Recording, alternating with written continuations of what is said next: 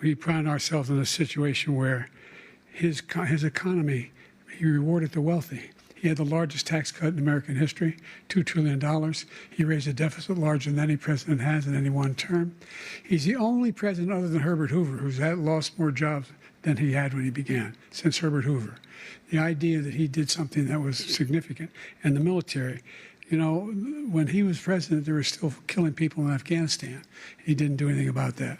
When he was president, we were still finding ourselves in a position where you had a notion that we were this safe country. The truth is, I'm the only president this century that doesn't have any, this decade, that doesn't have any troops dying anywhere in the world like he did. President Trump, I want to follow up if I can. Mr. Kennedy, the question was, people feel worse off because of inflation.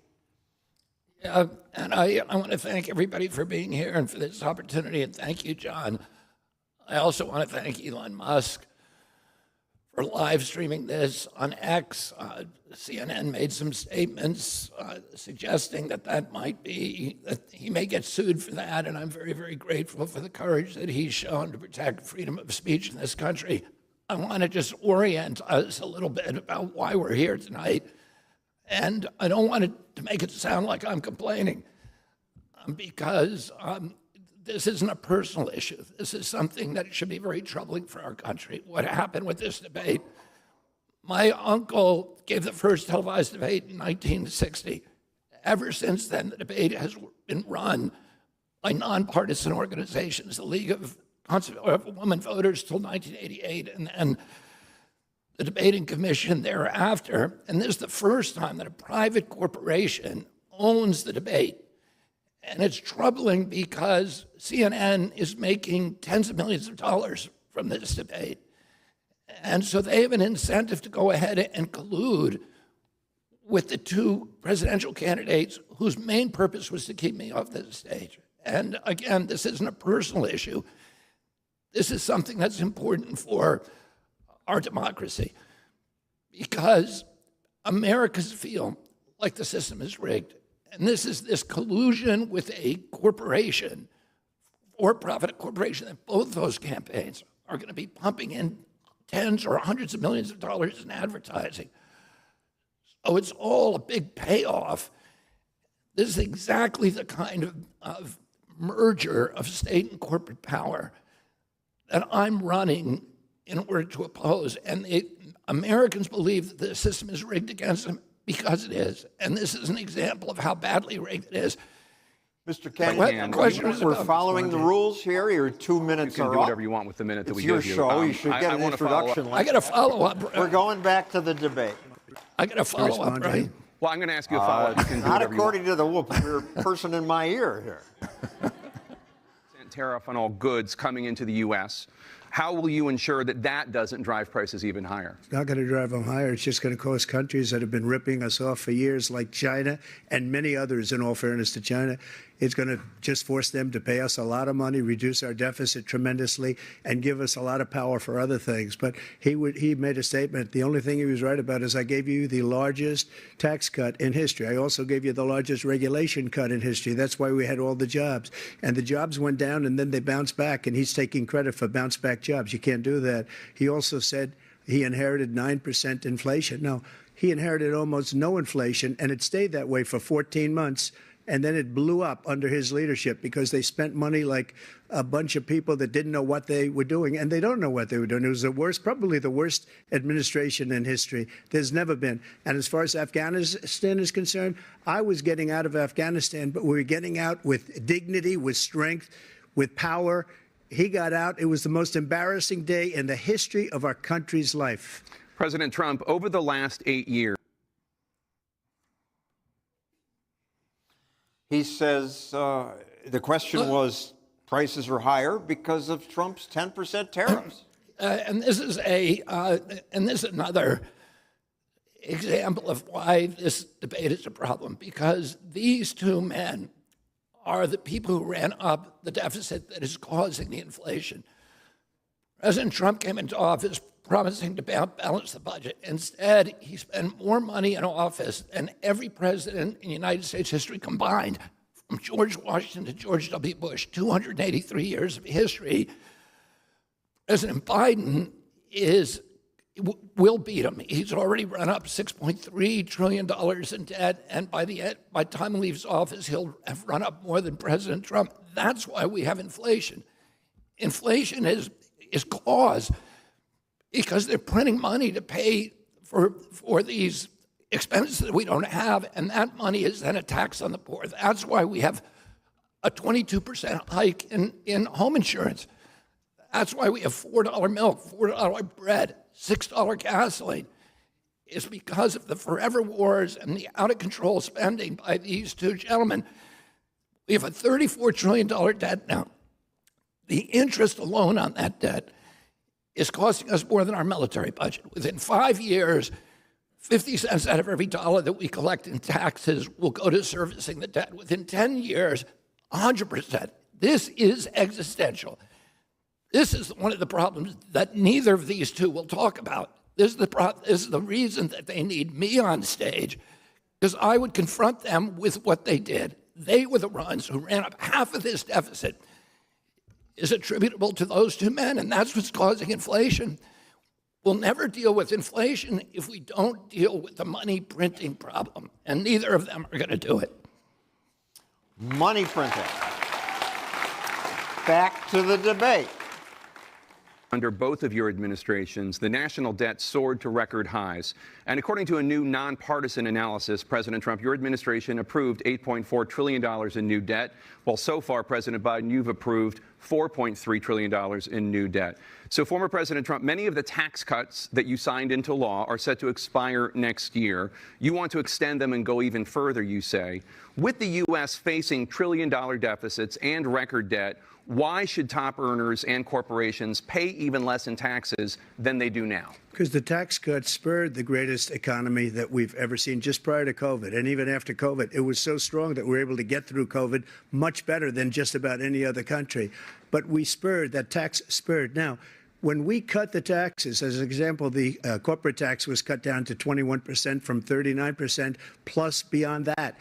We took in more revenue with much less tax, and companies were bringing back trillions of dollars back into our country. The country was going like never before, and we were ready to start paying down debt. We were ready to start using the liquid gold right under our feet, the oil and gas right under our feet. We were going to have something that nobody else has had. We got hit with COVID.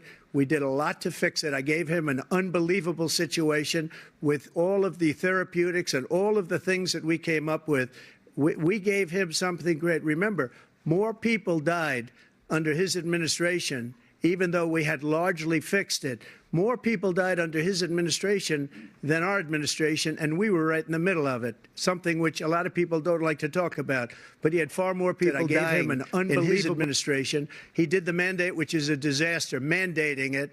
The vaccine went out. He did a mandate on the vaccine, which is the thing that people most objected to about the vaccine. And he did a very poor job, just a very poor job. And I will tell you, not only poor there, but throughout the entire world, we're no longer respected as a country. They don't respect our leadership. They don't respect the United States anymore. We're like a third world nation between weaponization of his election, trying to go after his political opponent. All of the things he's done, we've become like a third world nation, and it's a shame. The damage he's done to our country. And I'd love to ask him, and will, why he allowed millions of people to come in here from prisons, jails, and mental institutions to come into our country and destroy our country. President Trump, we will get to immigration later in this block. President Biden, I want to give you an opportunity to respond to this question about the national debt. He had the largest national debt of any president in a four-year period, number one. Number two, that $2 trillion tax cut benefited the very wealthy. What I'm going to do is fix the tax system. For example, we have 1,000 trillionaires in America. Billionaires in America. And what's happening? They're in a situation where they, in fact, pay 8.2% in taxes. If they just paid 24%, 25%, either one of those numbers, they'd raise $500 billion, I should say, in a 10-year period. We'd be able to wipe out his debt. We'd be able to help make sure that all those things we need to do, child care, elder care, making sure that we continue to strengthen our health care system, making sure that we're able to make every single solitary person eligible for what I've been able to do with the with the COVID. Excuse me, with dealing with everything we have to do with. Look, if we finally beat Medicare. Thank you, President Biden. President Trump? Well, he's right. He did beat Medicare. He beat it to death, and he's destroying Medicare because all of these people are coming in. They're putting them on Medicare. They're putting them on Social Security. They're going to destroy Social Security. This man is going to single-handedly destroy Social Security. These millions and millions of people coming in, they're trying to put them on Social Security. He will wipe out Social Security. He will wipe out Medicare. So he was right in the way he finished that sentence. And it's a shame. What's happened to our country in the last 4 years is not to be believed. Foreign countries, I'm friends with a lot of people, they cannot believe what happened to the United States of America. We're no longer respected. They don't like us. We give them everything they want, and they think we're stupid. They think we're very stupid people. What we're doing for other countries, and they do nothing for us. What this man has done is absolutely criminal. Mr. Kennedy, to give you the same question, before they veered off, the question was taxes. Trump says lower taxes, more stimulus. Biden says higher taxes, more money comes. Thank you, President. Well, President Trump is, I think, right. He did have a strong economy, but anybody can have a strong economy by borrowing $8 trillion because you're forcing our children to pay for our present-day prosperity with this enormous debt, which ultimately is paid by the poor, by people with fixed incomes. I want to address the area that they veered into, which is COVID management. This is another illustration about why this is so problematical, because these two presidents shut down every business in our country. 3.3 million businesses with no due process, no just compensation. They have 41% of the black-owned businesses that they closed will never reopen. There was no scientific reason to do this. There was no public hearings. They made a bad mistake, and that was the worst financial mistake in American history.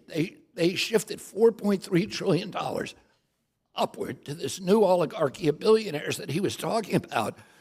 They created a billionaire a day in 500 days. And one of the problems is that CNN was their biggest cheerleader. Oh, and the same company, BlackRock, the same company, the biggest shareholders, the company that owns CNN are BlackRock, State Street, and Vanguard. Those are the same companies that own Pfizer. Pfizer's the biggest advertiser. So they were all in cahoots in telling us what we needed to do, and we ended up having the worst record of body count of any country in the world. We had 16% of the COVID deaths under these two presidents. We only have 4% of the world's population. Oh, I don't know why people are getting awards or they're all patting each other on the back. We literally, whatever we were doing was wrong, because everybody else in the world did better than us. CNN questions. This is the first presidential election since the Supreme Court overturned Roe v. Wade. This morning, the court ruled on yet another abortion case, temporarily allowing emergency abortions to continue in Idaho, despite that state's restrictive ban. Former President Trump, you take credit for the decision to overturn Roe v. Wade, which returned the issue of abortion to the states. Correct. However, the federal government still plays a role in whether or not women have access to abortion pills. They're used in about 2/3 of all abortions. As president, would you block abortion medication? First of all, the Supreme Court just approved the abortion pill, and I agree with their decision to have done that, and I will not block it. And if you look at this whole question that you're asking, complex but not really complex. 51 years ago, you had Roe v. Wade, and everybody wanted to get it back to the states. Everybody, without exception. Democrats, Republicans, liberals, conservatives, everybody wanted it back. Religious leaders.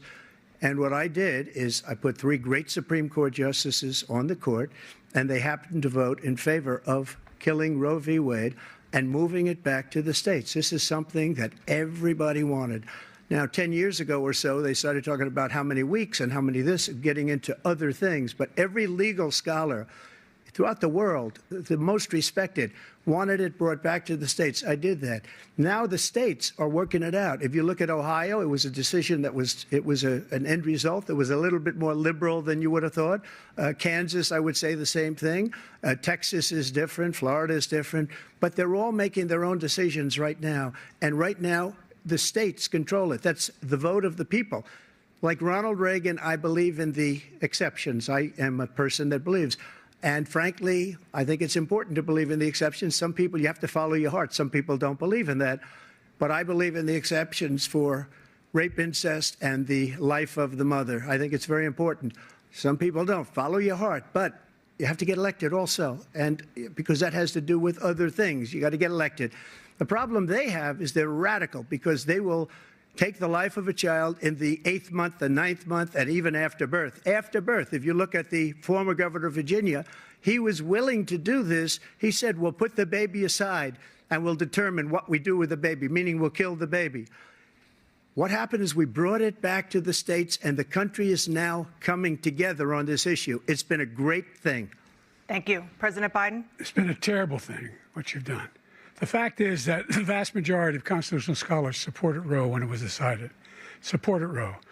And that's this idea that they were all against it is just ridiculous. And this is the guy who says the state should be able to have it. We're in a state where in 6 weeks, you don't even know whether you're pregnant or not, but you cannot see a doctor and have him decide on what your circumstances are, whether you need help. The idea that states are able to do this is a little like saying we're going to turn civil rights back to the states, let each state have a different rule. Look, there's so many young women who have been, including a young woman who just was murdered, and he went to the funeral. The idea that she was murdered by an immigrant coming in, they talk about that. But here's the deal. There's a lot of young women are being raped by their in-laws, by their spouses, brothers and sisters, it's just ridiculous. And they can do nothing about it. And they try to arrest them when they cross state lines. Thank you. There have been many young women murdered by the same people he allows to come across our border. We have a border that's the most dangerous place anywhere in the world, considered the most dangerous place anywhere in the world. And he opened it up, and these killers are coming into our country, and they are raping and killing women. And it's a terrible thing. As far as the abortion is concerned, it is now back with the states. The states are voting. In many cases, it's frankly a very liberal decision. In many cases, it's the opposite. But they're voting, and it's bringing it back to the vote of the people, which is what everybody wanted, including the founders, if they knew about this issue, which, frankly, they didn't. But they would have, everybody wanted brought back. Ronald Reagan wanted it brought back. He wasn't able to get it. Everybody wanted it brought back, and many presidents had tried to get it back. I was the one to do it. And again, this gives it the vote of the people, and that's where they wanted it. Every legal scholar wanted it that way. Your position on Roe v. Wade? I've spent probably more energy protecting medical freedom than any other leader in this country. And bodily autonomy. So I think that abortion should be the choice of a woman, and that I worry about state involvement until the baby reaches viability. And I think the states have an increasing viability outside the womb. And I think the states have an increasing interest in protecting that child. My policy on abortion is called more choice, fewer abortions. And that's because 52% of the abortions in this country, the woman says that economic considerations played the key role in her decision. Every abortion is a tragedy. Many women don't want to have abortions. Over half of them have them because they do not believe that they can care for that child for financial reasons. I don't think that should happen in this country. I have a child care program. As I talked to you before, every dollar that we spend on weapons provides about 2 jobs. Every $1 million that we spend on weapons provides 2 jobs, creates 2 jobs. Every $1 million that we spend on child care creates 22 jobs. It's good for our economy. It's good for choice. It's good for limiting abortions, and that's what I'll do as president.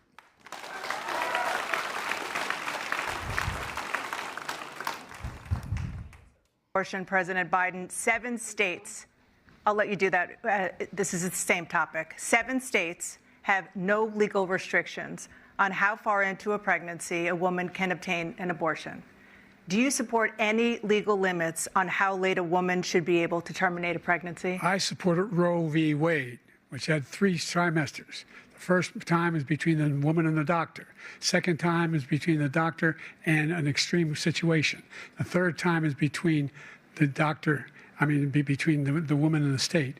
The idea that the politicians, that the founders wanted the politicians to be the ones making decisions about women's health is ridiculous. That's the last. No politician should be making that decision. A doctor should be making those decisions. That's how it should be run. That's what you're going to do. And if I'm elected, I'm going to restore Roe v. Wade. So that means he can take the life of the baby in the 9th month and even after birth, because some states, Democrat run, take it after birth. Again, the former governor of Virginia, put the baby down, then we decide what to do with it. So he's willing to, as we say, rip the baby out of the womb in the 9th month and kill the baby. Nobody wants that to happen, Democrat or Republican. Nobody wants it to happen. You're lying. That is simply not true. That Roe v. Wade does not provide for that. That's not the circumstance. Only if a woman's life is in danger, she's going to die. That's the only circumstance in which that can happen. But we are not for late-term abortion, period. Period, period. Under Roe v. Wade, you have late-term abortion. You can do whatever you want, depending on the state. You can do whatever you want. We don't think that's a good thing. We think it's a radical thing. We think the Democrats are the radicals, not the Republicans. For 51 years, that was the law. 51 years, constitutional scholarship said it was the right way to go. 51 years, and it was taken away because this guy put very conservative members on the Supreme Court. He takes credit for taking it away. What's he going to do? What's he going to do, in fact, if the MAGA Republicans, he gets elected, and the MAGA Republicans control the Congress, and they pass a universal ban on abortion, period, across the board at 6 weeks or 7 or 8 or 10 weeks, something very, very conservative. Is he going to sign that bill? I'll veto it. He'll sign it. To give you the same question, Mr. Kennedy, should there be any limit on a late-term abortion? Yeah, I believe it should be limited. Late term should be limited. Absolutely. That's what was permitted under Roe v. Wade. That's what every European country has the same law, and that law makes sense. If that baby is fully viable outside of the womb, the state has an absolute interest in protecting it.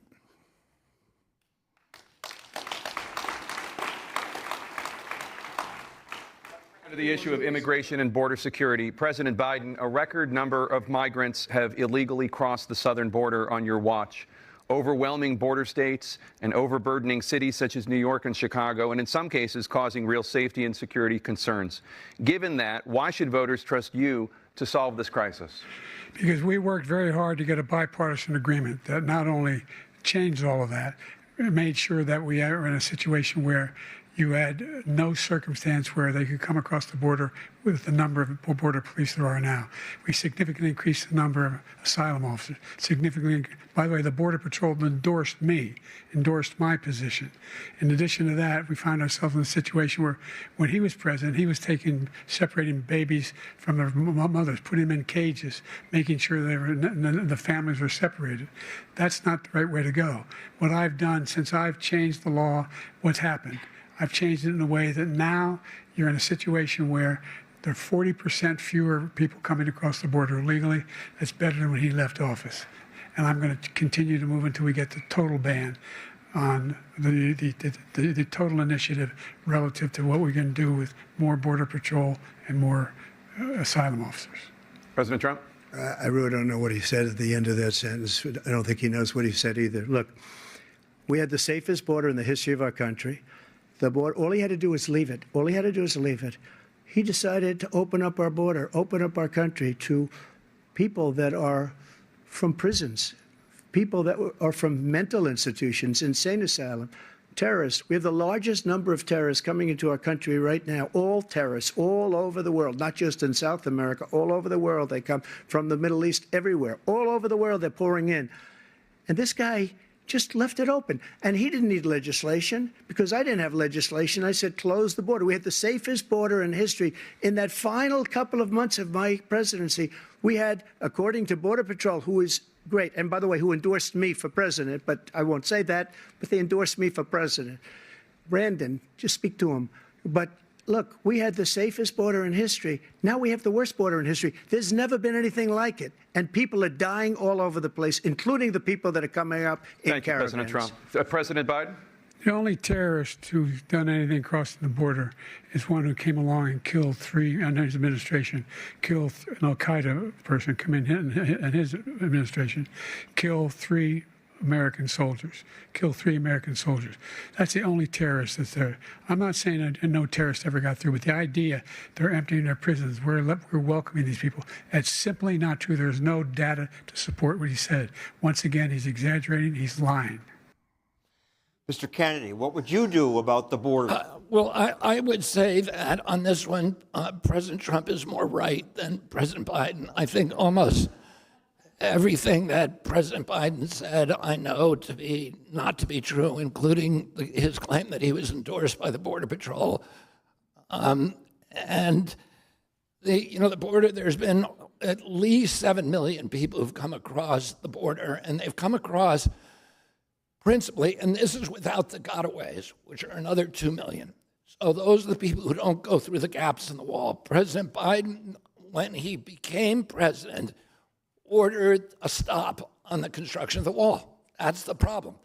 There are 27 gaps in the wall, and I stood in Yuma, Arizona between 2 a.m. and 4 a.m. in the morning, and I watched 300 people come across, and I interviewed half of them.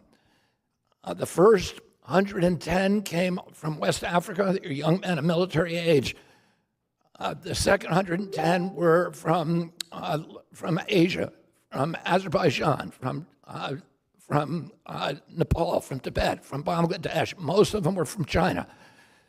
None of them, only 2 people the entire night that I interviewed had asylum claims. Only 2 people, and they were both from the only people from Latin America, from Colombia and Peru. I think what President Trump is saying, I don't know how many terrorists have come across. I know the Border Patrol is extremely worried about that. And what's happening is not sustainable.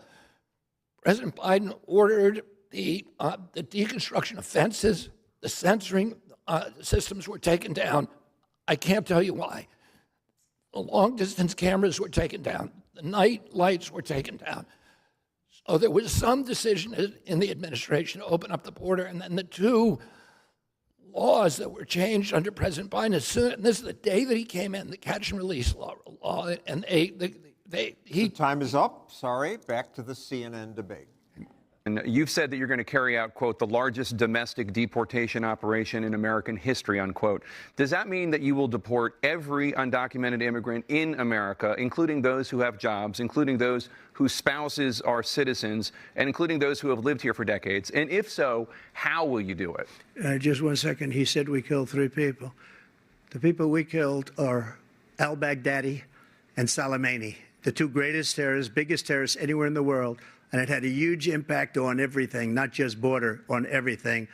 He's the one that killed people with the bad water, including hundreds of thousands of people dying, and also killing our citizens when they come in. We are living right now in a rat's nest. They're killing our people in New York, in California, in every state in the union, because we don't have borders anymore. Every state is now a border. And because of his ridiculous, insane, and very stupid policies, people are coming in and they're killing our citizens at a level that we've never seen. We call it migrant crime.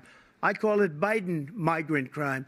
They're killing our citizens at a level that we've never seen before. And you're reading it like these 3 incredible young girls over the last few days. One of them, I just spoke to the mother, and they just had the funeral for this girl, 12 years old. This is horrible what's taken place. What's taken place in our country, we're literally an uncivilized country now. He doesn't want it to be. He just doesn't know. He opened the borders. Nobody's ever seen anything like. And we have to get a lot of these people out, and we have to get them out fast because they're going to destroy our country. Just take a look at where they're living. They're living in luxury hotels in New York City and other places.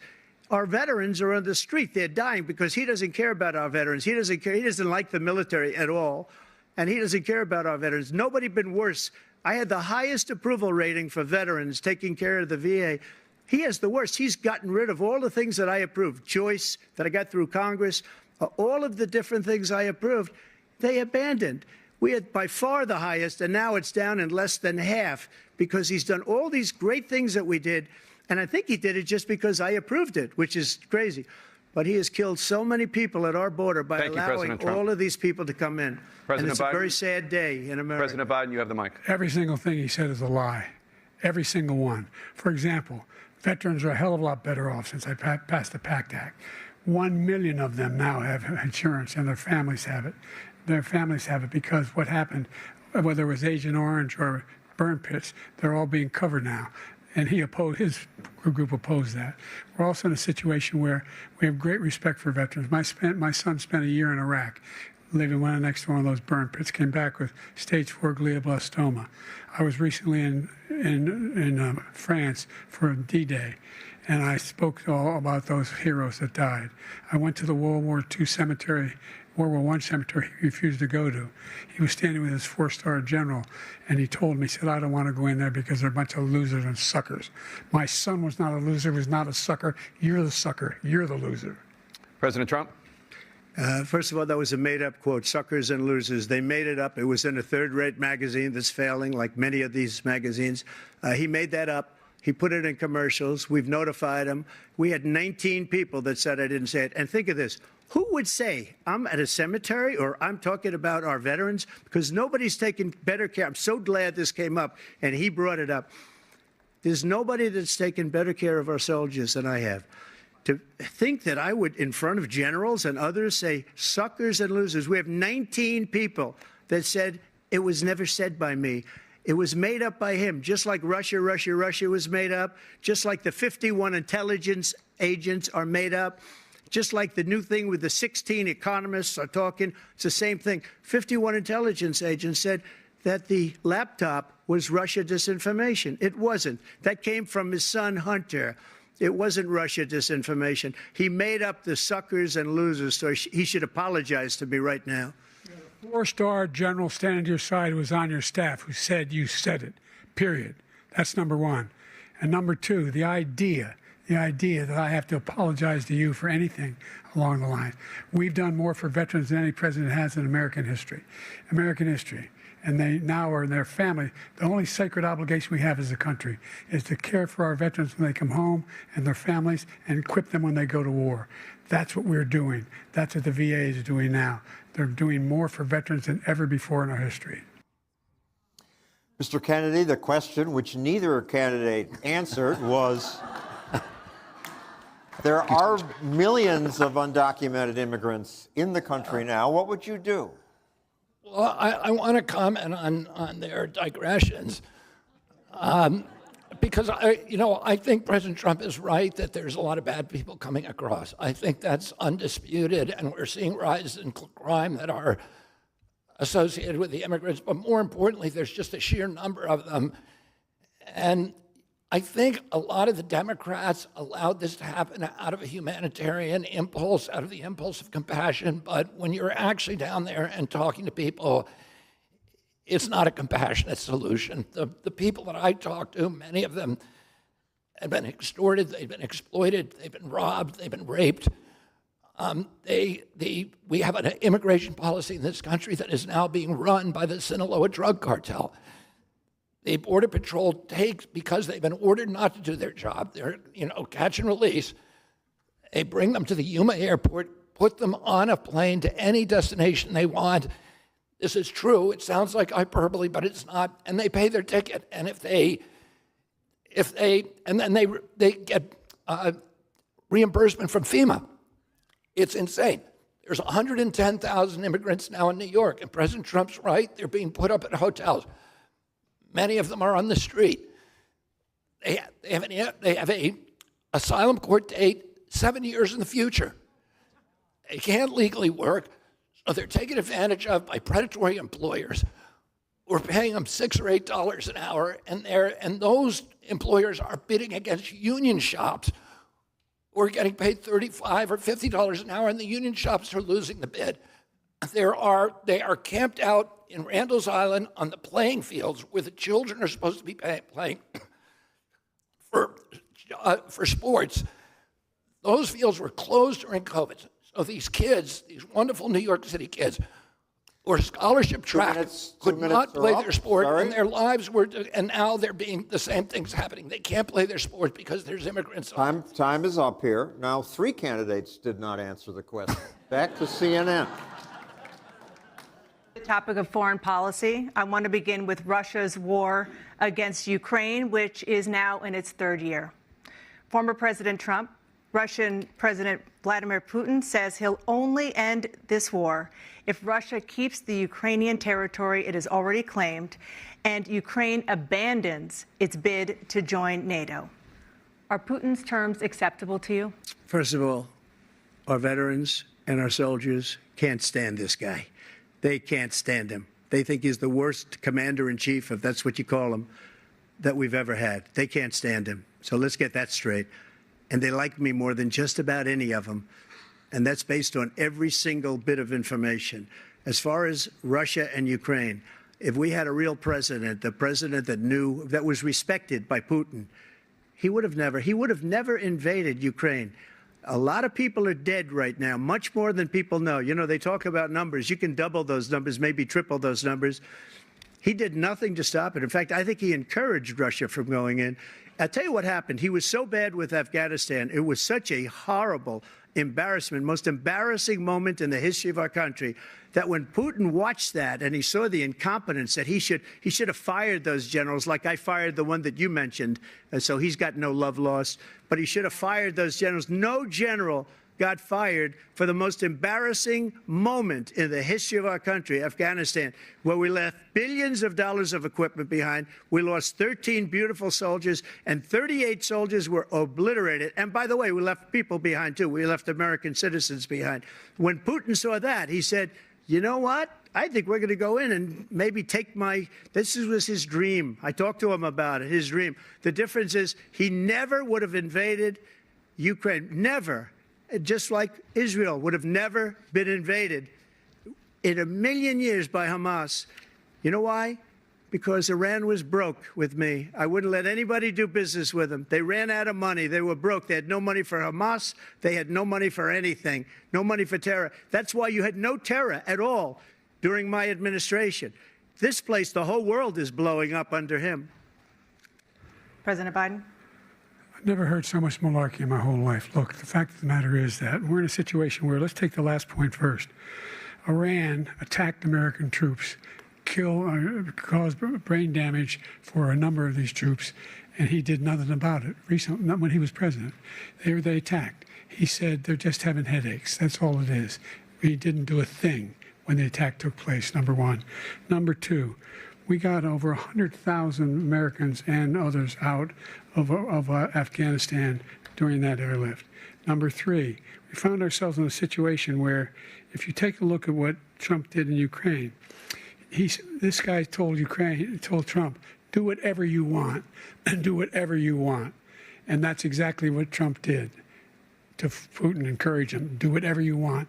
And he went in. And listen to what he said when he went in. He was going to take Kyiv in 5 days, remember? Because it's part of the old Soviet Union. That's what he wanted to reestablish, Kyiv. And he, in fact, didn't do it at all. He wasn't able to get it done. And they've lost thousands and thousands of troops, 500,000 troops. President Trump, I never said that. For 1 minute, I just want to go back to my original question, which is, are Putin's terms acceptable to you? Keeping the territory in Ukraine? No, they're not acceptable. But look, this is a war that never should have started. If we had a leader in this war, he led everybody along. He's given $200 billion now or more to Ukraine. He's given $200 billion. That's a lot of money. I don't think there's ever been anything like it. Every time that Zelensky comes to this country, he walks away with $60 billion. He's the greatest salesman ever. And I'm not knocking him. I'm not knocking anything. I'm only saying the money that we're spending on this war, and we shouldn't be spending, it should have never happened. I will have that war settled between Putin and Zelensky as president-elect before I take office on January 20th. I'll have that war settled. People being killed so needlessly, so stupidly, and I will get it settled, and I'll get it settled fast before I take office. President Biden, you have a minute. The fact is that Putin is a war criminal. He's killed thousands and thousands of people. And he has made one thing clear. He wants to reestablish what was part of the Soviet Empire, not just a piece. He wants all of Ukraine. That's what he wants. And then you think he'll stop there? Do you think he'll stop when if he takes Ukraine? What do you think happens to Poland? What do you think of Belarus? What do you think happens to those NATO countries? And so if you want a war, you ought to find out what he's going to do, because if in fact he does what he says and walks away, and by the way, all that money we give Ukraine are from weapons we make here in the United States. We give them the weapons, not the money at this point. And our NATO allies have produced as much funding for Ukraine as we have. That's why we're strong. Mr. Kennedy, the original question, if anyone remembers it, it was a good one. You say you want to negotiate with Putin. What if Putin says, just let us keep the territory we have and don't have Ukraine join NATO? Acceptable? That is Putin's, right now, his opening bargaining position. Putin has been asking to settle this war from the beginning. In fact, he agreed to 2 separate treaties, the Minsk Accords, in 2019, which Zelensky ran in 2019 and ran promising to sign the Minsk Accords. And really the only thing Putin wanted was to keep NATO out of the Ukraine. He then, in 2022, right after he first invaded with only 40,000 troops, when President Biden said there is absolute baloney, President Putin did not go into Ukraine intending to conquer Europe. He only sent 40,000 troops. It's a nation of 44 million people. He didn't even want to take Ukraine. He wanted us back at the negotiating table. Zelensky asked the United States to help him negotiate a treaty with Putin. And Biden administration said no. Zelensky then went and asked Israel, and Naftali Bennett, the former prime minister, said yes, and Erdogan in Turkey said yes, and they negotiated a beautiful treaty in Istanbul in April of 2022. They signed the treaty. The one thing that Putin wanted was that we didn't put NATO in Ukraine. He didn't want to conquer Europe. And they signed it. Putin was withdrawing his troops, leaving Donbass and Lugansk. And what happened? President Joe Biden sent Boris Johnson over to Kiev and forced Zelensky to tear up that agreement because they had another agenda, which is to weaken Russia. President Trump was part of it. President Trump gave the first $1.3 billion to Ukraine in 2017 of the first offensive weapons. He then sent Mike Pompeo over there in 2019 to say that we're going to put NATO there. So, and then he walked away from the intermediate range nuclear treaty with Russia unilaterally. We had a nuclear weapons treaty that we wouldn't put intermediate missiles in Ukraine or the other former Soviet satellite states. And President Trump walked away from it. So the two of them are equally culpable in the provocations that led to this war. And I'm not excusing Putin. Putin didn't need to go into Ukraine. And he should be held responsible too. We need to look at our responsibility, and it falls both on the backs of President Trump and President Biden.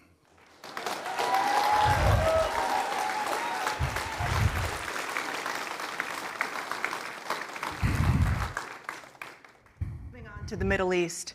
In October, Hamas attacked Israel, killing more than 1,000 people and taking hundreds of hostages. Among those held and thought to still be alive are 5 Americans. Israel's response has killed thousands of Palestinians and created a humanitarian crisis in Gaza. President Biden, you've put forward a proposal to resolve this conflict, but so far Hamas has not released the remaining hostages, and Israel is continuing its military offensive in Gaza. So what additional leverage will you use to get Hamas and Israel to end the war? You have 2 minutes. Number one, everyone from the United Nations Security Council straight through to the G7 to the Israelis and Netanyahu himself have endorsed the plan I put forward. Which has 3 stages to it. The first stage is trade the hostages for a ceasefire. Second phase is a ceasefire with additional conditions. The third phase is the end of the war. The only one who wants the war to continue is Hamas, number one. They're the only ones standing out. We're still pushing hard to get them to accept. In the meantime, what's happened? In Israel, we're finding that the only thing I've denied Israel was 2,000-pound bombs. They don't work very well in populated areas. They kill a lot of innocent people. We're providing Israel with all the weapons they need and when they need them. And by the way, I'm the guy that organized the world against Iran when they had a full-blown intercontinental ballistic missile attack on Israel. No one was hurt. No one Israeli was accidentally killed, and it just stopped. We saved Israel. We are the biggest producer of support for Israel of anyone in the world. And so they're two different things. Hamas cannot be allowed to be continued. We continue to send our experts and our intelligence people as to how they can get Hamas like we did bin Laden. You don't have to do it. And by the way, they've been greatly weakened, Hamas, greatly weakened, and they should be. They should be eliminated. But you've got to be careful for using certain weapons among population centers. Just going back to Ukraine for 1 second. We have an ocean separating us. The European nations together have spent $100 billion, or maybe more than that, less than us. Why doesn't he call them and say, you got to put up your money like I did with NATO? I got them to put up hundreds of billions of dollars. The Secretary General of NATO said Trump did the most incredible job I've ever seen. They wouldn't have any. They were going out of business. We were spending almost 100% of the money was paid by us. He didn't do that. He's getting all. You got to ask these people to put up the money. We're over $100 billion more spent, and it has a bigger impact on them because of location, because we have an ocean in between. You got to ask them. As far as Israel and Hamas, Israel's the one that wants to go. He said the only one that wants to keep going is Hamas. Actually, Israel is the one, and you should let him go and let him finish the job. He doesn't want to do it. He's become like a Palestinian, but they don't like him because he's a very bad Palestinian. He's a weak one. President Biden, you have a minute. I've never heard so much foolishness. This is a guy who wants to get out of NATO. Are you going to stay in NATO? He's going to pull out of NATO. The idea that our strength lies in our alliances as well. It may be a big ocean, but we're ever able to avoid a war in Europe, a major war in Europe? What happens if, in fact, you have Putin continue to go into NATO? We have an Article 5 agreement. Attack on one is attack on all. You want to start the nuclear war he keeps talking about, go ahead. Let Putin go in and control Ukraine and then move on to Poland and other places. See what happens then. He has no idea what the hell he's talking about. And by the way, I got 50 other nations around the world to support Ukraine, including Japan and South Korea, because they understand that this kind of dislocation has a serious threat to the whole world peace. No major war in Europe has ever been able to be contained just to Europe. Again, Mr. Kennedy, you may have forgotten the original question, which was, as president, what leverage would you use to get Hamas and Israel to end the war? Well, I would have used more diplomacy from the beginning. I think we have to recognize a couple of things. One is we're a nation of compassion. All of us are heartbroken by seeing the bloodshed that's happening in Gaza. All of us are affected and horrified by the injuries to the civilians in Gaza and the damage to innocents in Gaza.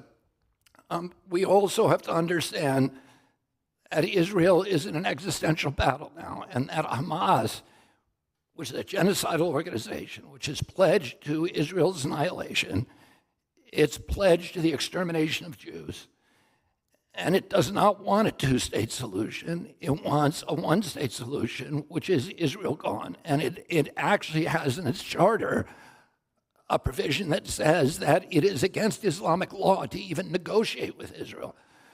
Oh, Israel's in a five-front war with Hamas, which is a proxy of Iran, with the Shia militias in Iraq and Syria, with Hezbollah, these are all proxies of Iran, in Lebanon, and with the Houthis in Yemen. And it's being attacked on two fronts right now. It is at full war with Hezbollah.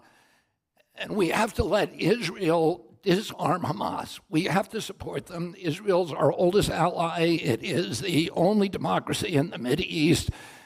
If you can imagine what a world would be like without Israel, for the first time in 80 years, people are entertaining that possibility that in 5 or 10 years, Israel may not exist because they're no longer dealing with weakened forces that they were in the 2000s and 1967 and 1956, et cetera.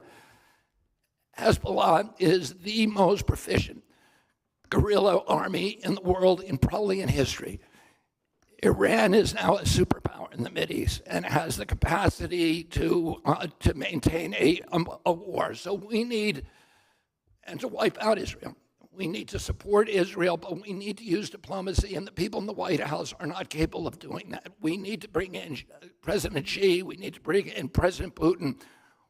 We even need to be negotiating with Iran. And the neocons in the White House see us as a bipolar world where the United States is dominating the world and won't negotiate with anybody, and that is the problem that caused this. Back to CNN. Support the creation of an independent Palestinian state in order to achieve peace in the region? I'd have to see, but before we do that, the problem we have is that we spend all the money. So they kill us on trade. I made great trade deals with the European nations because if you add them up, they're about the same size economically.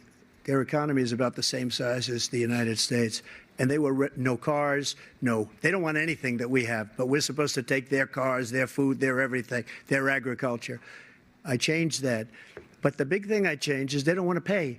And the only reason that he can play games with NATO is because I got them to put up hundreds of billions of dollars. I said, and he's right about this, I said, no, I'm not going to support NATO if you don't pay. They asked me that question, would you guard us against Russia, at a very secret meeting of the 28 states at that time, nations at that time.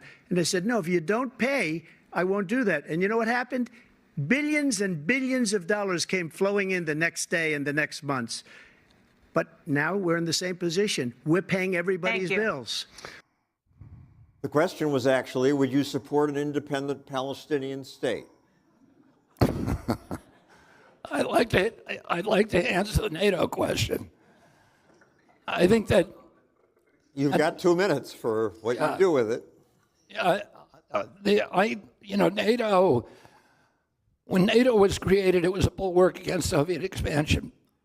President Eisenhower said in 1959, if we do our job with NATO, it will be gone in 10 years. And NATO has now become an instrument for the neocon ideology, which is the ideology that is bankrupting our country. It's bankrupt. We have a huge military budget. We have double the military budget that we had in real dollars than at the height of the Cold War. That money is not being used for self-defense. That money is being used for world domination and to make America the policeman of the world. NATO is the instrument of that. I'm not going to abolish NATO. I'm going to change the function of NATO so that it becomes an instrument of peace and not an instrument of U.S. global domination abroad.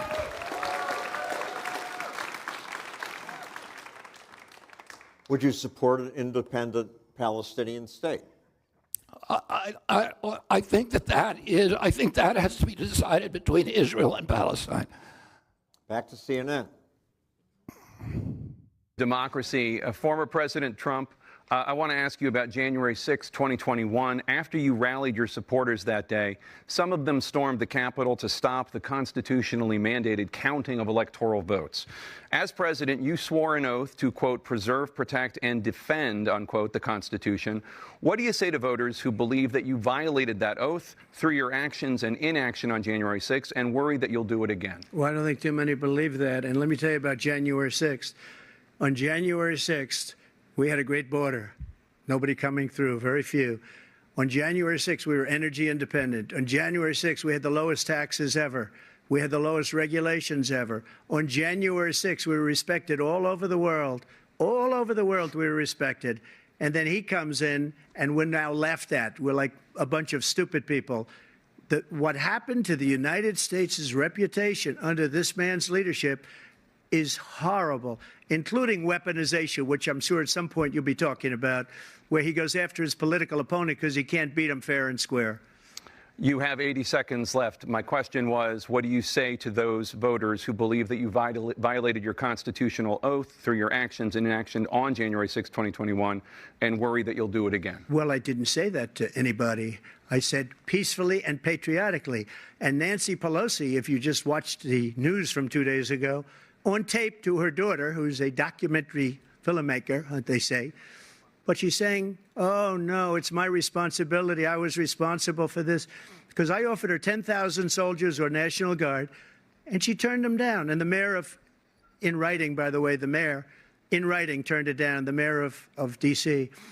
They turned it down. I offered 10,000 because I could see, I had virtually nothing to do. They asked me to go make a speech. I could see what was happening. Everybody was saying they're going to be there on January 6th. They're going to be there. And I said, you know what? There's a lot of people coming. You could feel it. You could feel it, too, and you could feel it. And I said, they ought to have some National Guard or whatever. And I offered it to her. And she now admits that she turned it down. And it was the same day she was, I don't know, she can't be very happy with her daughter because it made her into a liar. She said, I take full responsibility for January 6th. President Biden? Look, he encouraged those folks to go up on Capitol Hill, number one. I sat in the dining room off the Oval Office. He sat there for 3 hours watching, begging, being begged by his vice president and a number of his colleagues on the Republican side as well to do something, to call for a stop, to end it. Instead, they talked about these people being patriots and great patrons of America. In fact, he says he'll now forgive them for what they've done. They've been convicted. He says he wants to commute their sentences and say that no. But he went to every single court in the nation. I don't know how many cases, scores of cases, including the Supreme Court. And they said, no, this guy is responsible for doing what was done. He did do a damn thing. And these people should be in jail. And they should be the ones who are being held accountable. And he wants to let them all out. And now he says if he loses again, such a whiner that he is, that it could be a bloodbath. Thank you, President Biden. President Trump? What they've done to some people that are so innocent, you ought to be ashamed of yourself. What you have done, how you've destroyed the lives of so many people. When they ripped down Portland, when they ripped down many other cities, you go to Minnesota, Minneapolis, what they've done there with the fires all over the city. If I didn't bring in the National Guard, that city would have been destroyed. When you look at all of they took over big chunks of Seattle. I was all set to bring in the National Guard. They heard that. They saw them coming, and they left immediately. What he said about this whole subject is so off. Peacefully patriotic. One other thing. The Unselect Committee, which is basically two horrible Republicans that are all gone now, out of office, and Democrats, all Democrats, they destroyed and deleted all of the information they found because they found out we were right. We were right. And they deleted and destroyed all of the information. They should go to jail for that. If a Republican did that, they'd go to jail. Thank you, President Trump. President Biden, I want to give you a minute. The only person on this stage is a convicted felon is the man I'm looking at right now. And the fact of the matter is, what he's telling you is simply not true. The fact is that there was no effort on his part to stop what was going on up in Capitol Hill. And all those people, every one of those who were convicted, deserves to be convicted. The idea that they didn't kill somebody, just went in and broke down doors, broke the windows, occupied offices, turned over desks, turned them over statues. The idea that those people are patriots? Come on. When I asked him the first two debates we had, first time around, I said, will you denounce the Proud Boys? He said, no, I'll tell them to stand by. The idea he's refusing, will you denounce these guys? Will you denounce the people we're talking about now? Will you denounce the people who attacked that Capitol? What are you going to do? Okay, well, January 6th obviously doesn't apply to you, but when would you bring in the National Guard? Well, let me comment on what they were saying. I don't know if President Trump obstructed the orderly transition of power, which is one of the keystones of American democracy, and if he did, and he should be punished for it. he should be held accountable. But to me, there's a larger issue, which is that both these presidents swore to uphold the Constitution. They're both wearing American flag pins on their vests, on their lapels. That's easy to do. That's an accessory. That's an accoutrement. It is it's a badge of patriotism. But real patriotism means protecting the United States Constitution. And both of them subverted the right to free speech, the most important right. President Biden, 37 hours after he took the oath of office, was ordering social media sites to censor his political opponents. I'm not just talking about me, and I'm not just talking about COVID, but on all kinds of issues like Ukraine, et cetera. This has never happened in American history. He opened a portal. The FBI, the CIA, CISA, NIH, DHS, the IRS, and other agencies to go in and tamper with social media sites to take out things that were not politically palatable. They violated freedom of worship, the two of them, by shutting down every church in this country with no scientific citation. They violated freedom of assembly with mass regulations that, again, the top scientists in this country, Anthony Fauci, admitted to Congress 2 weeks ago that they were not scientifically based. They shut down the Seventh Amendment right to jury trials by saying you couldn't sue somebody who was involved in COVID countermeasures, no matter how negligent that corporation were, the biggest corporations in the world. No matter how reckless their behavior, no matter how grievous your injury, you could not sue them. They shut down 3.3 million businesses with no due process and no just compensation in violation of the Fifth Amendment. They shut down the Fourth Amendment's prohibitions against warrantless searches and seizures with this track and trace surveillance. That was the all-out assault on the Constitution that we've never seen the likes of that at any time in American history. And I don't believe they have the right to wear those American flag pins. That is. Back to CNN. After a jury convicted you of 34 felonies last month, you said if reelected, you would, quote, have every right to go after, unquote, your political opponents. You just talked about members of the Select Committee on January 6th going to jail. Your main political opponent is standing on stage with you tonight. Can you clarify exactly what it means about you feeling you have every right to go after your political opponents? Well, I said my retribution is going to be success. We're going to make this country successful again, because right now it's a failing nation. My retribution is going to be success. But when he talks about a convicted felon, his son is a convicted felon at a very high level. His son is convicted, going to be convicted probably numerous other times. Should have been convicted before, but his Justice Department let the statute of limitations lapse on the most important things. But he could be a convicted felon as soon as he gets out of office. Joe could be a convicted felon with all of the things that he's done. He's done horrible things. All of the death caused at the border, telling the Ukrainian people that we're going to want $1 billion or you change the prosecutor. Otherwise, you're not getting $1 billion. If I ever said that, that's quid pro quo. That we're not going to do anything. We're not going to give you $1 billion unless you change your prosecutor having to do with the son. This man is a criminal. This man, you're lucky. You're lucky. I did nothing wrong. We'd have a system that was rigged and disgusting. I did nothing wrong. Thank you, President Trump. President Biden, you have said, I'm coming right to you, sir. You want to respond? Go ahead. I'll give you a minute to respond. The idea that I did anything wrong relative to what you're talking about is outrageous. It's simply a lie, number one. Number two, the idea that you have a right to seek retribution against any American just because you're president is wrong. It's simply wrong. No president's ever spoken like that before. No president in our history has spoken like that before. Number three, the crimes that you are still charged with, and think of all the civil penalties you have. How many billions of dollars do you owe in civil penalties for molesting a woman in public, for doing a whole range of things, of having sex with a porn star on the night while your wife was pregnant? I mean, what are you talking about? You have the morals of an alley cat. Give you a minute, sir. I didn't have sex with a porn star, number one. Number two, that was a case that was started and moved. They moved a high-ranking official, a DOJ, into the Manhattan DA's office to start that case. That case is going to be appealed and won. We had a very terrible judge, a horrible judge, Democrat. the prosecutor were all high-ranking Democrats, appointed people, and both the civil and the criminal. He basically went after his political opponent because he thought it was going to damage me. But when the public found out about these cases, because they understand it better than he does, he has no idea what these cases are. But when they found out about these cases, you know what they did? My poll numbers went up, way up. You know that because you're reporting it.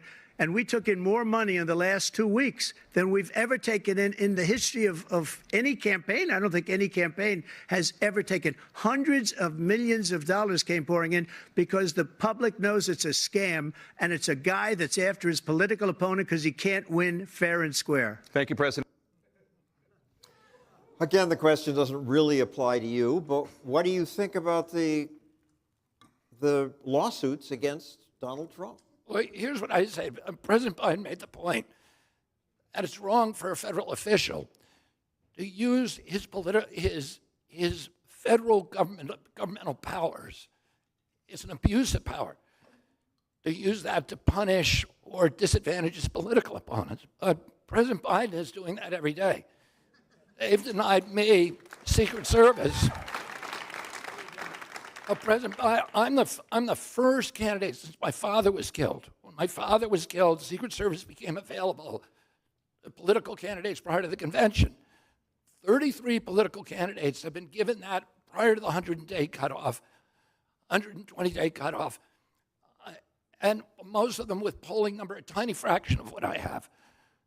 President Biden, I am the first candidate since 1968 to request Secret Service protection in which it's been denied. And that is a way of using weaponizing the federal agencies to punish a political opponent. I think President Trump was right. I'm not a fan of President Trump. I'm running against him. I think he was a bad president.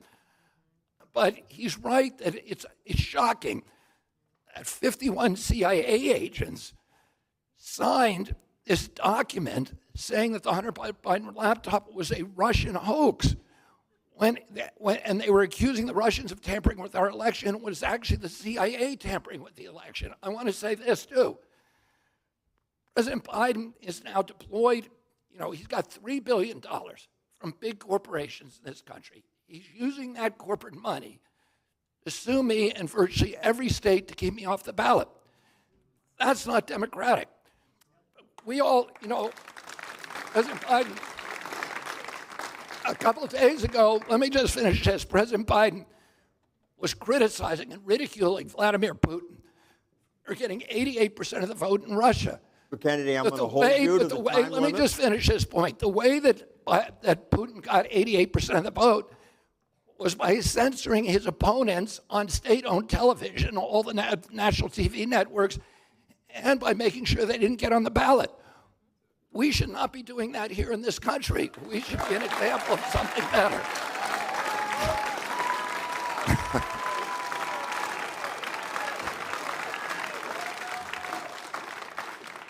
I should also add something we are doing that I don't think we should be doing. We said the rules would be the same for you as for them.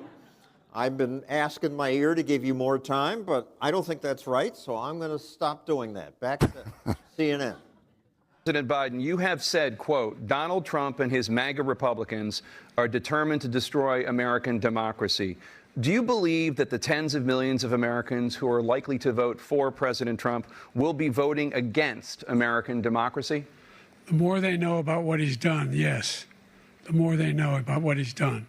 And there's a lot more coming. He's got a lot of cases down the road coming around. He's got a whole range of issues he has to face. I don't know what the juries will do, but I do know he has a real problem. And so the fact that, could you ever think you hear any president say that I'm going to seek retribution?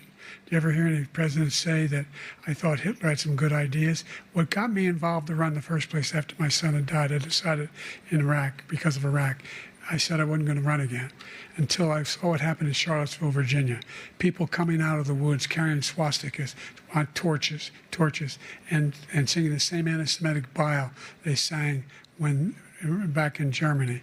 And the young woman got killed. I spoke to the mother, and they asked him. They said, "What do you think of those people?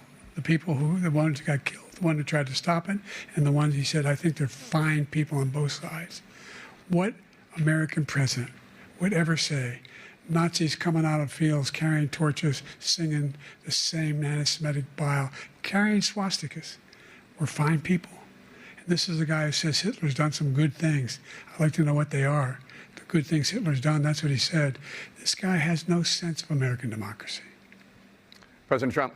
Jake, both of you know that story has been totally wiped out because when you see the sentence, it said 100% exoneration on this. So he just keeps it going. He says he ran because of Charlottesville. He didn't run because of Charlottesville. He ran because it was his last chance. He's not equipped to be president. You know it, and I know it. It's ridiculous. We have a debate. We're trying to justify his presidency. His presidency, he's without question the worst president, the worst presidency in the history of our country. We shouldn't be having a debate about it. There's nothing to debate. He made up the Charlottesville story, and you'll see it's debunked all over the place. Every anchor has, every reasonable anchor has debunked it. And just the other day, it came out where it was fully debunked. It's a nonsense story. He knows that, and he didn't run because of Charlottesville. He used that as an excuse to run. President Biden. And debunked. It happened. All you have to do is listen to what was said at the time. And the idea that somehow that's the only reason I ran because I was worried a guy like this guy could get elected. If he thought they were good people coming out of that forest, carrying those woods, carrying those torches, then he didn't deserve to be president. Didn't deserve to be president at all. And the idea that he's talking about all this being fabricated, we saw with our own eyes. We saw what happened on January 6th. We saw the people breaking through the windows. We saw people occupying his own vice president. Look, there's a reason why 40 of his 44 top cabinet officers refused to endorse him this time. His vice president hasn't endorsed him this time. So why? Why? They know him well. They serve with him. Why are they not endorsing him? Again, there's no parallel question for you in there, but let me ask, of these two gentlemen, who would be worse as president? I mean, I think you put your nail on that. You put the hammer on that nail perfectly. 70% of the American public say they don't want this contest because neither of them are running on the things that are absolutely critical to Americans right now. The only thing they have, the only argument they have is be scared of that other guy. He's a felon. He's a bad guy. He's going to destroy the republic. They're running on fear. If Americans want to vote out of fear, they're going to vote for these guys. If they want to vote out of hope, they're going to vote out of me. Because I want to talk. I want to talk about the fact that 71% of the people in this country are making less than the cost of basic human needs. I want to talk about the fact that under their administrations, the top 1% of Americans now own more than the 60% that represent the American middle class. Our country has utterly changed because of them. I run into elderly people who are cutting their prescription pills in two to make it through the week.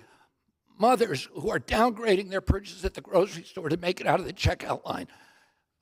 A couple in New Hampshire who told me they're in their bedroom or in their living room with a crying baby, arguing with each other about whether that baby is $50 sick or $100 sick or $500 sick before they bring it to a hospital.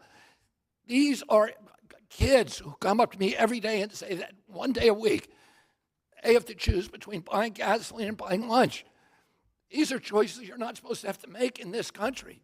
And it's them, these two, who are not telling the American people how they're going to get our kids into homes. And that's what I want to talk about. Back to CNN.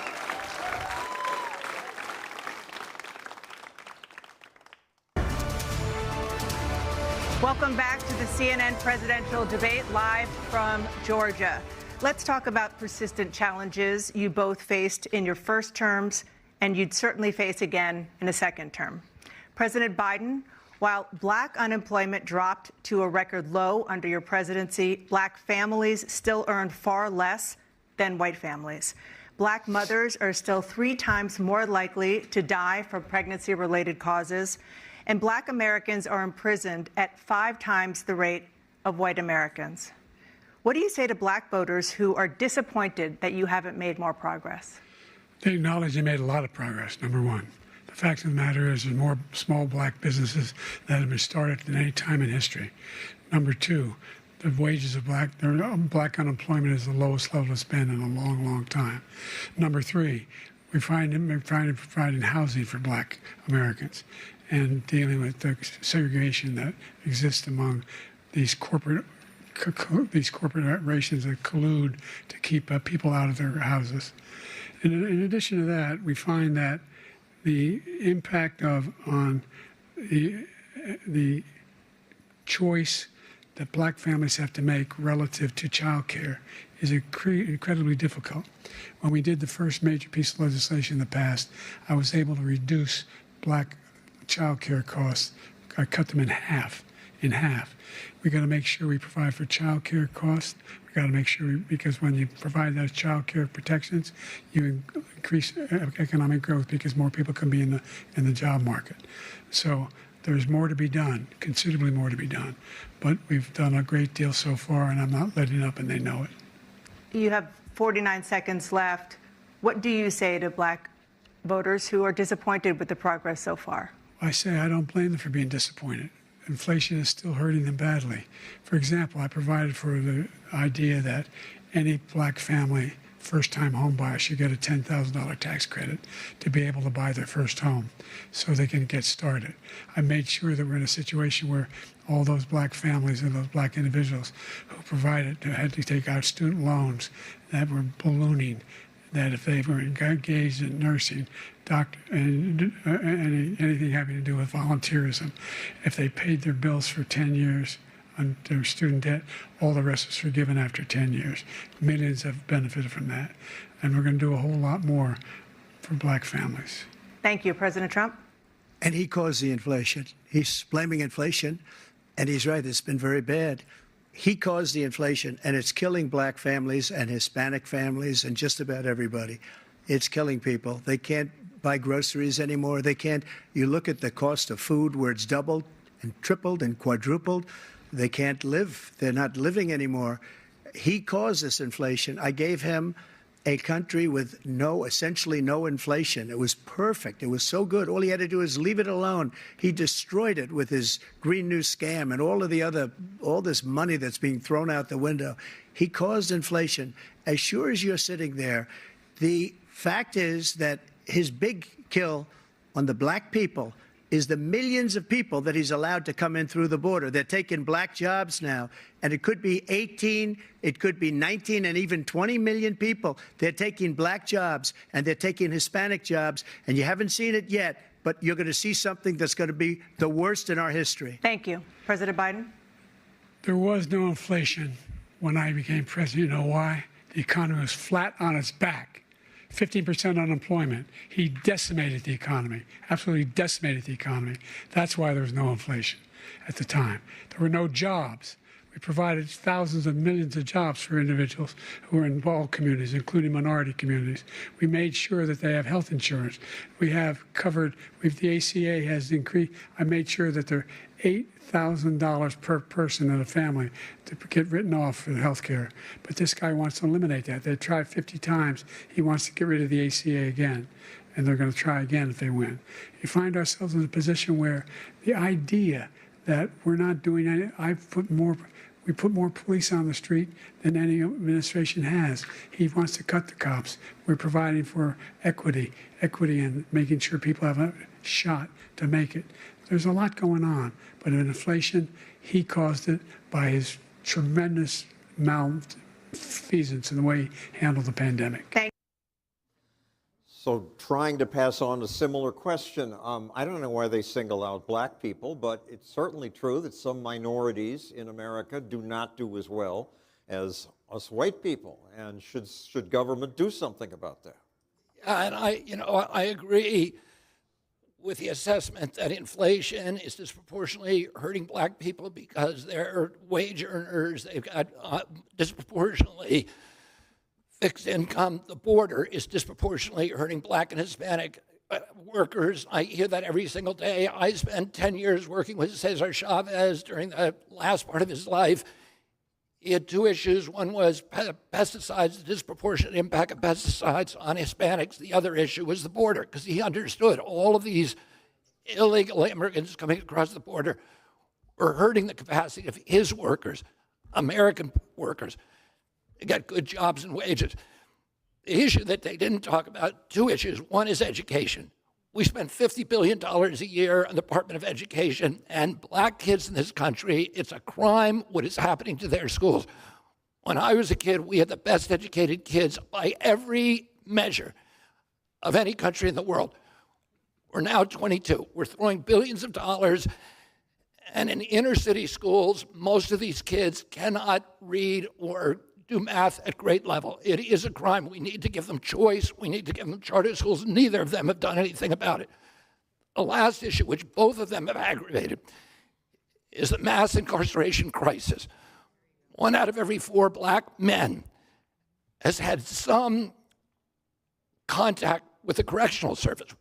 And 60% of the blacks in American jails are there for nonviolent drug offenses. Why? Because President Biden passed the Drug Act in 1986 that he wrote that gave 100 times the penalty for crack cocaine as powder cocaine. It was designed to put blacks in jail. Then he passed in 1994 omnibus crime bill with the super predatory provisions, the mandatory sentencing, the 3 strikes you're out. Those 2 bills doubled the amounts of blacks in American prison. The amounts of blacks in American prison were steady from the Civil War till then. Back to CNN. Persistent challenge is the climate crisis. 2023 was the hottest year in recorded history, and communities across the country are confronting the devastating effects of extreme heat, intensifying wildfires, stronger hurricanes, and rising sea levels. Former President Trump, you've vowed to end your opponent's climate initiatives, but will you take any action as president to slow the climate crisis? Well, let me just go back to what he said about the police, how close the police are to him. Almost every police group in the nation from every state is supporting Donald J. Trump. Almost every police group. And what he's done to the black population is horrible, including the fact that for 10 years he called them super predators. We can't, in the 1990s, we can't forget that. Super predators was his name, and he called it to them for 10, and they've taken great offense at it, and now they see it happening. But when they see what I did for criminal justice reform and for the historically black colleges and universities, where I funded them and got them all funded, and the opportunity zones with Tim, as you know, Tim Scott was incredible. He did a great job, great senator from South Carolina. He came to me with the idea, and it was a great idea. It's one of the most successful economic development acts ever in the country, opportunity zones. And the biggest beneficiary are blacks. And that's why we have the best numbers with them in maybe ever. They're saying ever. I read this morning where ever, the best numbers. He's lost much of the black population because he's done a horrible job for black people. He's also done a horrible job for Hispanics. But wait till you see these millions of people pouring into our country, and they're going to take the jobs. And it's already started, and you haven't seen anything yet. It's a disaster. You've 38 seconds left. President Trump, will you take any action as president to slow the climate crisis? So I want absolutely immaculate clean water, and I want absolutely clean air, and we had it. We had H2O. We had the best numbers ever, and we were using all forms of energy, all forms, everything. And yet, during my 4 years, I had the best environmental numbers ever. And my top environmental people gave me that statistic just before I walked on the stage, actually.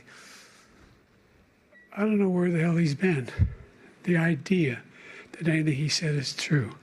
I've passed the most extensive climate change legislation in history. We find ourselves, and by the way, black colleges. I came up with $15 billion for HBCUs, historic black universities and colleges, because they don't have the kind of contributors that they have to build these laboratories and the like. Any black student is capable in college of doing what any white student can do. They just don't have the money, but now they'll be able to get those jobs in high tech. We're in a situation where the idea that he is claiming to have done something that had the cleanest water, He hadn't done a damn thing for the environment. He pulled out of the Paris Peace Accord, Climate Accord. I immediately joined it because if we reach 1.5 degrees Celsius at any one point, there's no way back. The only existential threat to humanity is climate change. And he didn't do a damn thing about it. He must undo all that I've done. The Paris Accord was going to cost us $1 trillion, and China nothing, and Russia nothing, and India nothing. It was a ripoff of the United States. And I ended it because I didn't want to waste that money because they treat us horribly. We were the only ones. It was costing us money. Nobody else was paying into it. And it was a disaster. But everything that he said just now, I'll give you an example. I heard him say before insulin. I'm the one that got the insulin down for the seniors. I took care of the seniors. What he's doing is destroying all of our medical programs because the migrants coming in, they want everybody. And look, I have the biggest heart on the stage. I guarantee you that. And I want to take care of people. But we're destroying our country. They're taking over our schools, our hospitals, and they're going to be taking over Social Security. He is destroying Social Security, Medicare, and Medicaid. The idea is that we, in fact, we were the only ones of consequence who were not members of the Paris Accord. How can we do anything if we're not able to, the United States can't get its pollution under control? One of the largest polluters in the world, number one. We're making significant progress. By 2035, we will have cut pollution in half. We have made significant progress, and we're continuing to make progress. We set up a climate corps for thousands of young people who will learn how to deal with climate, just like the Peace Corps. And we're moving in directions that are going to significantly change the elements of cause of pollution. But the idea that he claims that he has the biggest heart up here and he's really concerned about pollution and about climate, I've not seen any indication of that. And by the way, with regard to prescription drugs, one company agreed that they would reduce the price to $35, which I was calling for, one, voluntarily. I made sure every company in the world, every pharmaceutical company, cannot have to pay. Thank you. And by the way, oh, this is frustrating. This is your specialty, but I object to CNN's biased question, would you take any action to slow the climate crisis that assumes climate change is a crisis? So do you think it is, and what would you do? I think that climate change, first I want to say this, there's been nobody who's ever run for president of the United States and gotten anywhere, well, let's say, I'll even say it more definitively, who has a strong environmental record and a larger commitment to the environment than I do. It's what I've been doing for 40 years. I believe climate change is existential, but I don't insist other people believe that. And I think I focus, and I've always focused on market-based solutions, which I think are the most efficient, eliminating subsidies for the energy industry, particularly carbon. We give carbon $5.2 trillion in subsidies a year, and creating a national grid system that is robust enough to do long-haul transportation of electrons. And we turn every American into an energy entrepreneur, every home into a power plant with the cheapest, most efficient forms of energy. The market, we need to start by protecting habitat, our air, water, wetlands, soils. That's the most important thing you can do from climate. It's almost altogether ignored. President Biden's program, which is the Inflation Reduction Act, does a few good things, but the bulk of it is large subsidies to the oil industry and to BlackRock and other really sinister corporations for carbon capture, which is a boondoggle. Carbon capture is a boondoggle. We should not be funding it. We should not be encouraging it. We shouldn't be encouraging any kind of geoengineering of that kind. We should be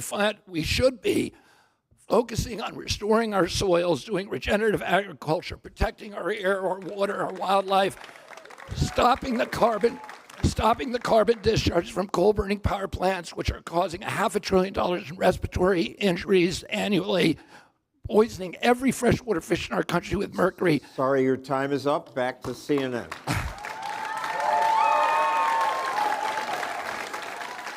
just to make ends meet. For many older Americans, Social Security provides a critical lifeline.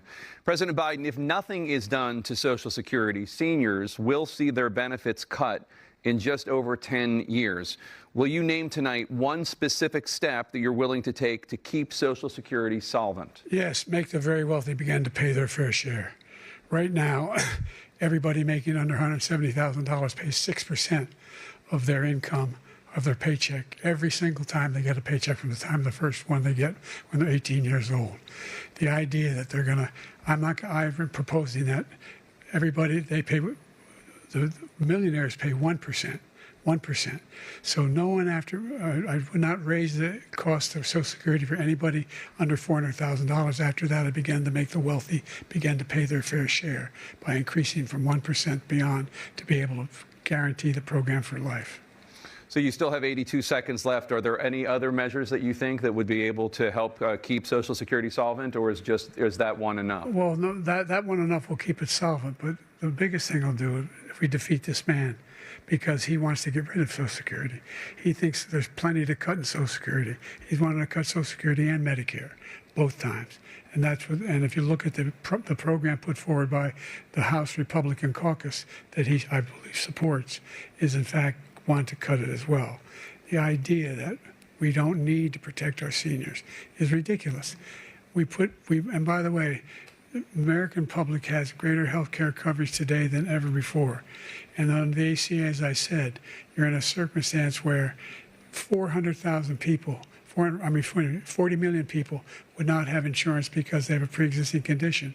Only thing that allows them to have that insurance is the fact that they, in fact, are part of the ACA. And by the way, the other thing is, we're in a situation where we talk about education for black communities. I've raised the amount of money for Pell Grants by another $8,000. So anybody making under $70,000 a year is going to be able to get $15,000 toward their tuition. He just doesn't know what he's talking about. Thank you, President Biden. President Trump. So I've dealt with politicians all my life. I've been on this side of the equation for the last 8 years. I've never seen anybody lie like this guy. He lies. I've never seen it. He can look you in the face about so many other things, too. And we mentioned the laptop. We mentioned Russia, Ukraine. Everything he does is a lie. It's misinformation and disinformation. The losers and suckers story that he made up is a total lie on the military. It's a disgrace. But Social Security, he's destroying it because millions of people are pouring into our country, and they're putting them onto Social Security. They're putting them onto Medicare, Medicaid. They're putting them in our hospitals. They're taking the place of our citizens. What they're doing to the VA, to our veterans, is unbelievable. Our veterans are living in the street, and these people are living in luxury hotels. He doesn't know what he's doing, and it's really coming back. I've never seen such anger in our country before. President Biden.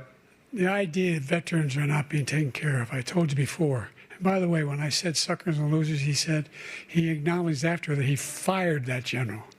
That general got fired because he's the one that acknowledged that that's what he said. He was the one standing with Trump when he said it, number one. Number two, the idea that we're going to be in a situation where all these millions and millions, the way he talks about it, illegal aliens are coming into the country and taking away our jobs.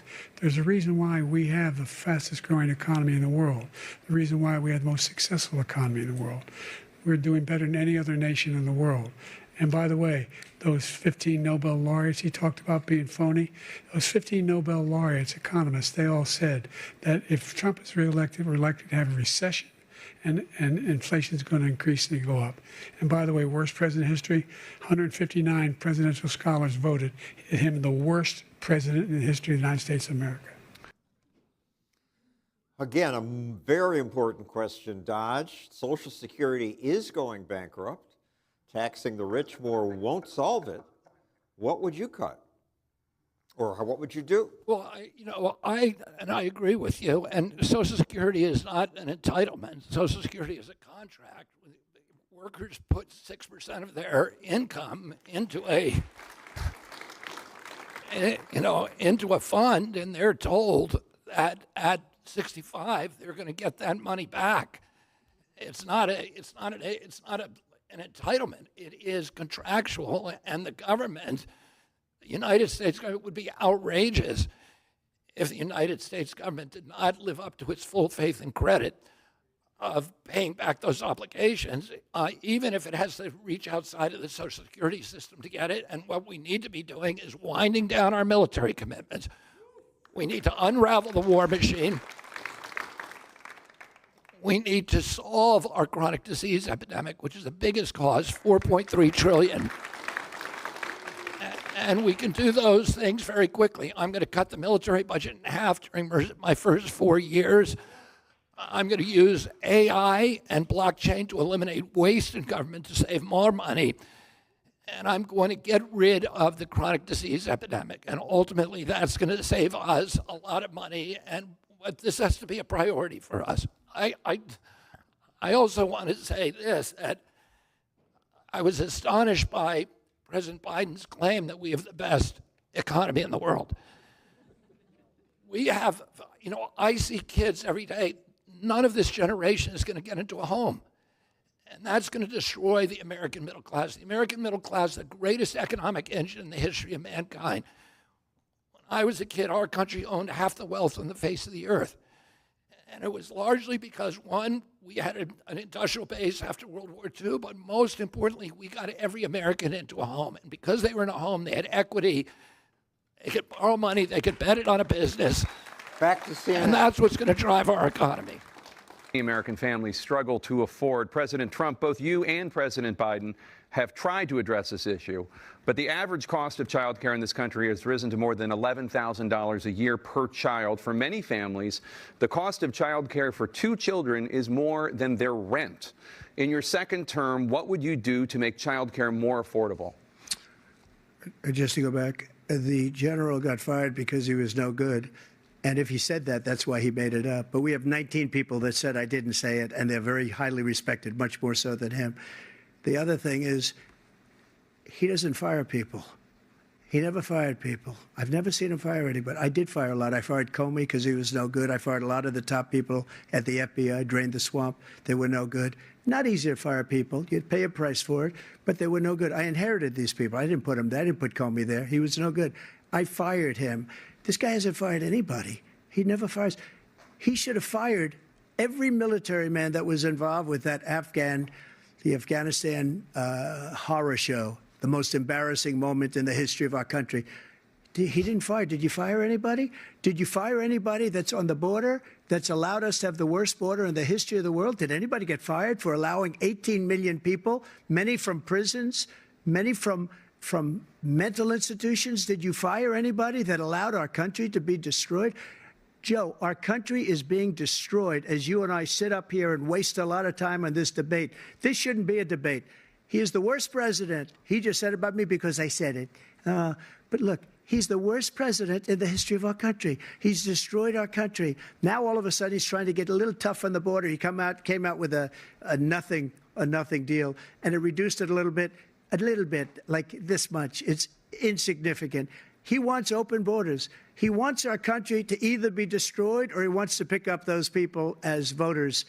And I don't think we just can't let it happen. If he wins this election, our country doesn't have a chance, not even a chance, of coming out of this rut. We probably won't have a country left anymore. That's how bad it is. He is the worst in history by far. Thank you, President Trump. President Biden? We're the most admired country in the world. We're the United States of America. There's nothing beyond our capacity. We have the finest military in the history of the world, the finest in the history of the world. No one thinks we're weak. No one wants to screw around with us. Nobody, number one. Number two, the idea that we're talking about worst presidents. I wasn't joking. Look it up. Go online.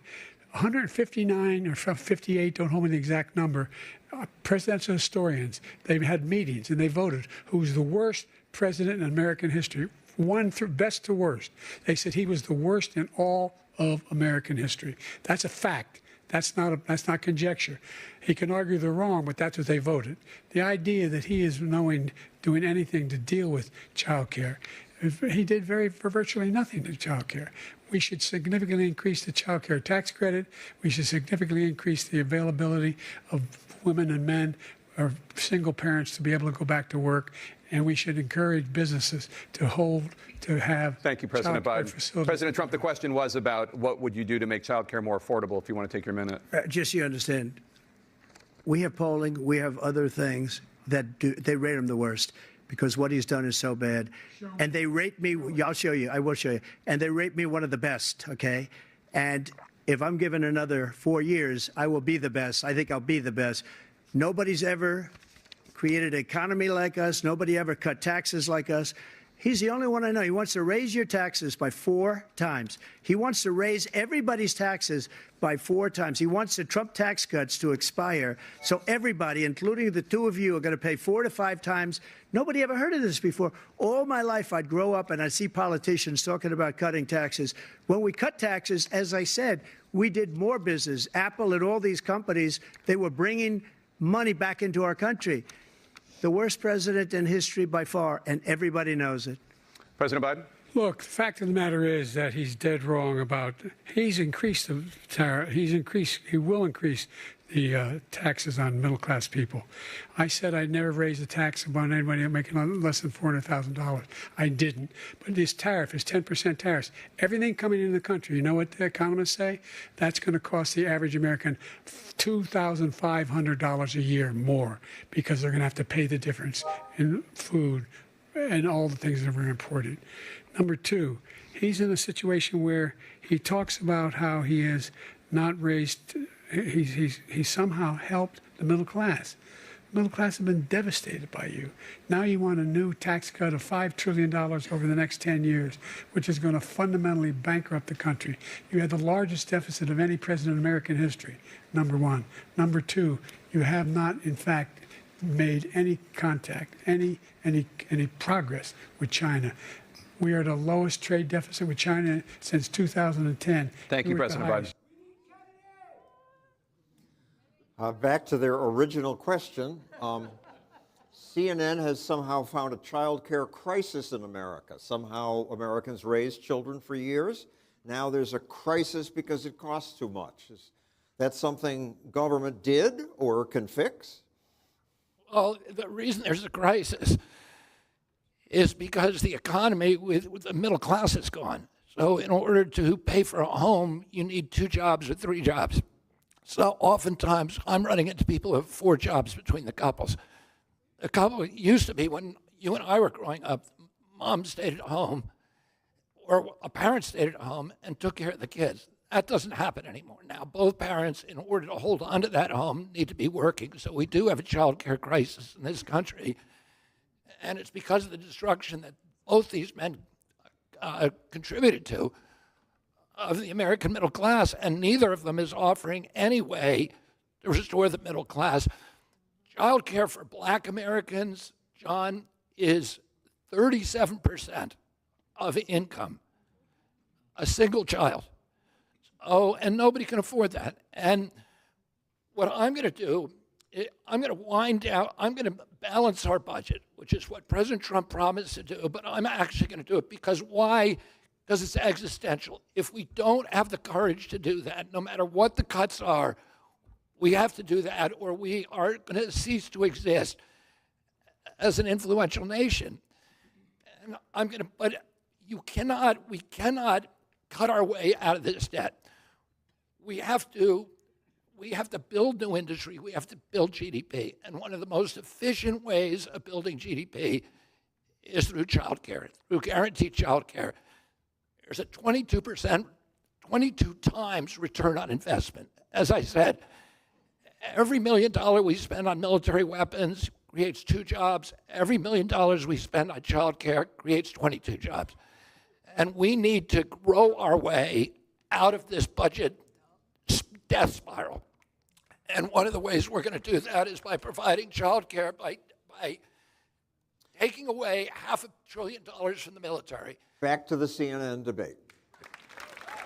Let's discuss an epidemic impacting millions of Americans that both of you have made a top priority in your first term, the opioid crisis. And for both of you, the number of overdose deaths in this country has gone up. Under your term, it went up. Under your term, it has gone up. Former President Trump, despite the efforts that both of you have made, more than 100,000 Americans are dying from overdoses every year, primarily from fentanyl and other opioids. What will you do to help Americans right now in the throes of addiction who are struggling to get the treatment they need? To finish up, we now have the largest deficit in the history of our country under this guy. We have the largest deficit with China. He gets paid by China. He's a Manchurian candidate. He gets money from China. So I think he's afraid to deal with them or something. But do you notice he never took out my tariffs because we bring in so much money with the tariffs that I imposed on China. He never took them away. He can't because it's too much money. It's tremendous. And we saved our steel industries, and there was more to come, but he hasn't done that.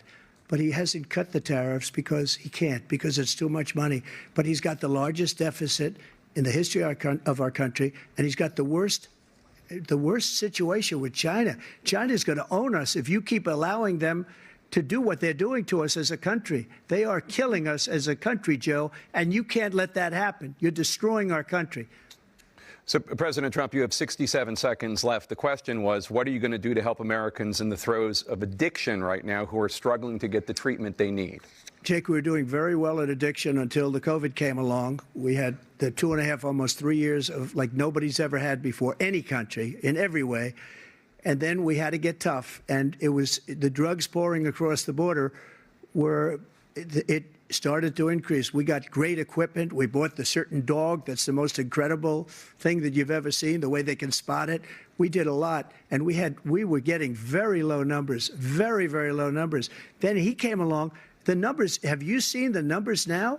It's not only the 18 million people that I believe is even low, because the gotaways, they don't even talk about gotaways.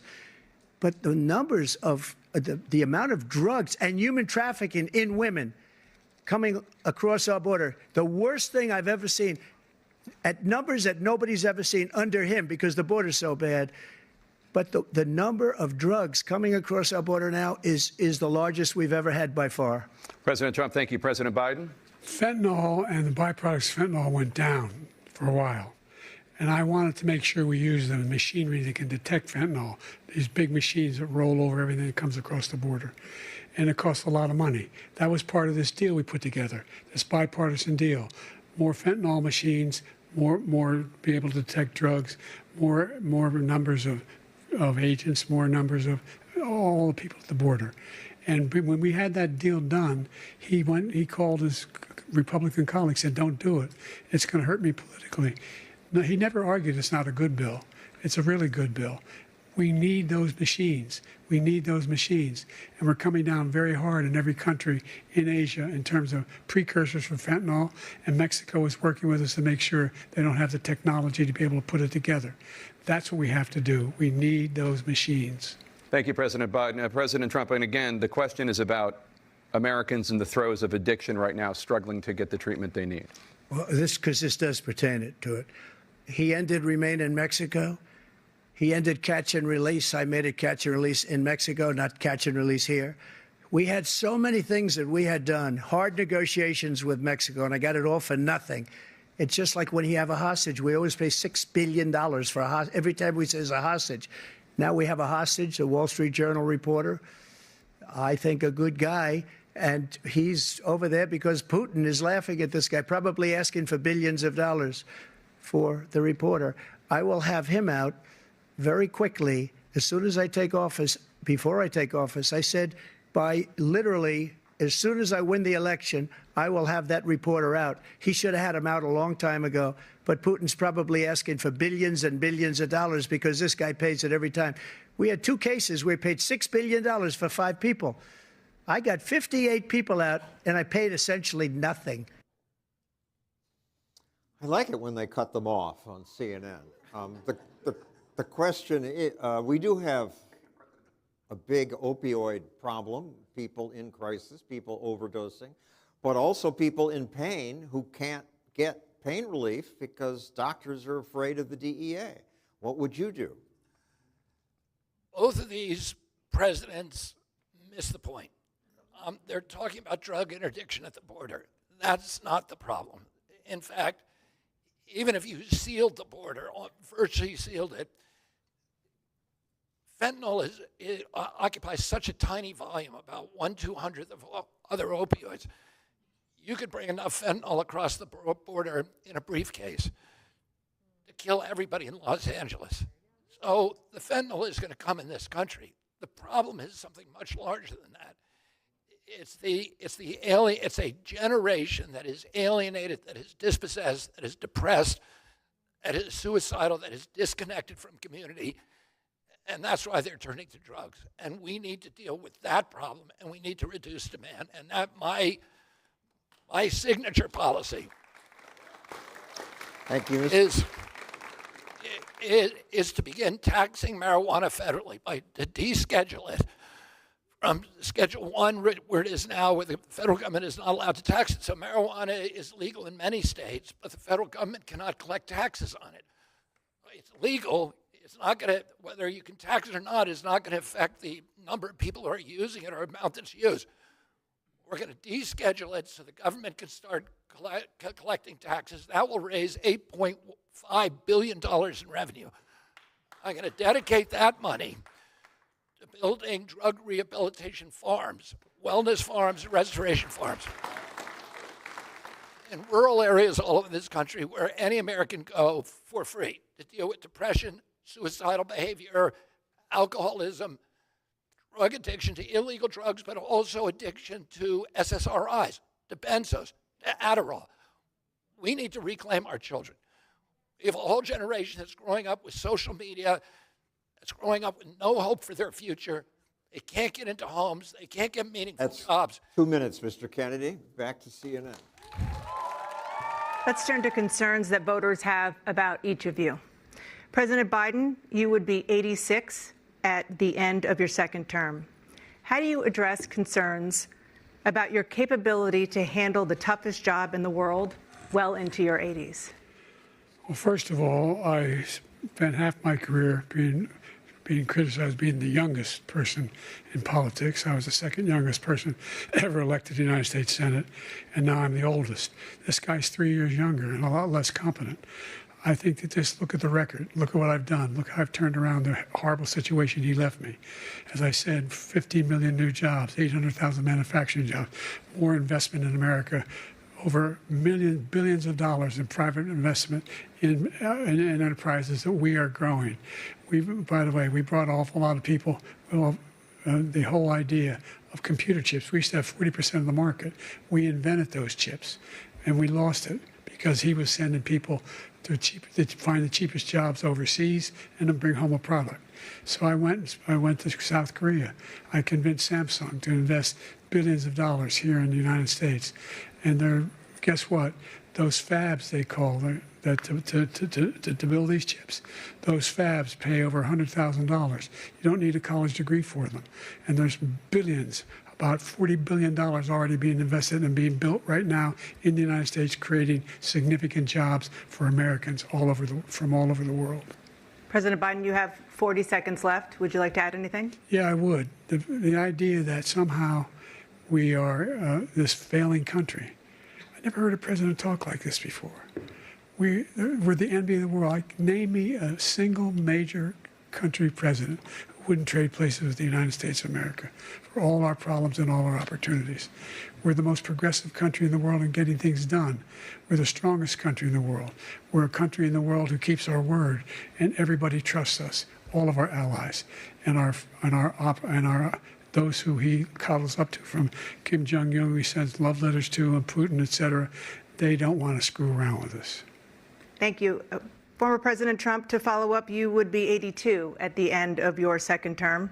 What do you say to voters who have concerns about your capabilities to serve? Well, I took 2 tests, cognitive tests. I aced them, both of them, as you know. We made it public. He took none. I'd like to see him take one, just one, a real easy one. Like go through the first 5 questions. He couldn't do it. But I took 2 cognitive tests. I took physical exams every year. And, we knock on wood wherever we may have wood, that I'm in very good health. I just won 2 club championships, not even senior, 2 regular club championships. To do that, you have to be quite smart, and you have to be able to hit the ball a long way, and I do it. He doesn't do it. He can't hit a ball 50 yards. He challenged me to a golf match. He can't hit a ball 50 yards.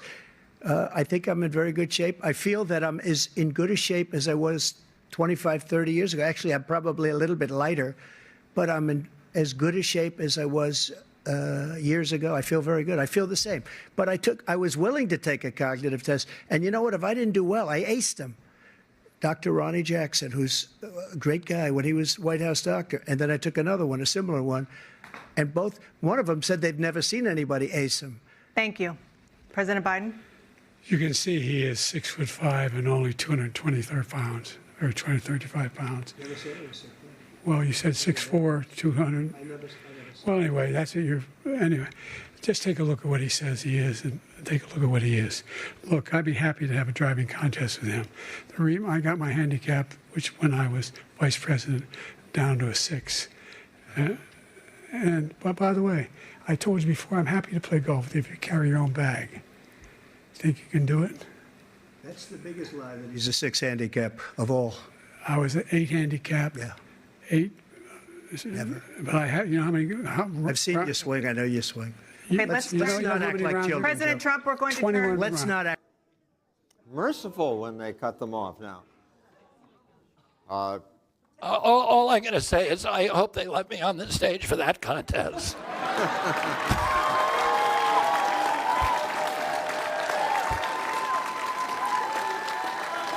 What do you do to stay healthy?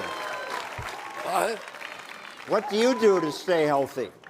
What do I? What do you do to stay healthy? What do I do? Well, I hike every day. I go to the gym every day. I don't ever eat processed food. And I do intermittent fasting, and I try to eat well. So I feel like I really want to be part of that contest. Back to CNN.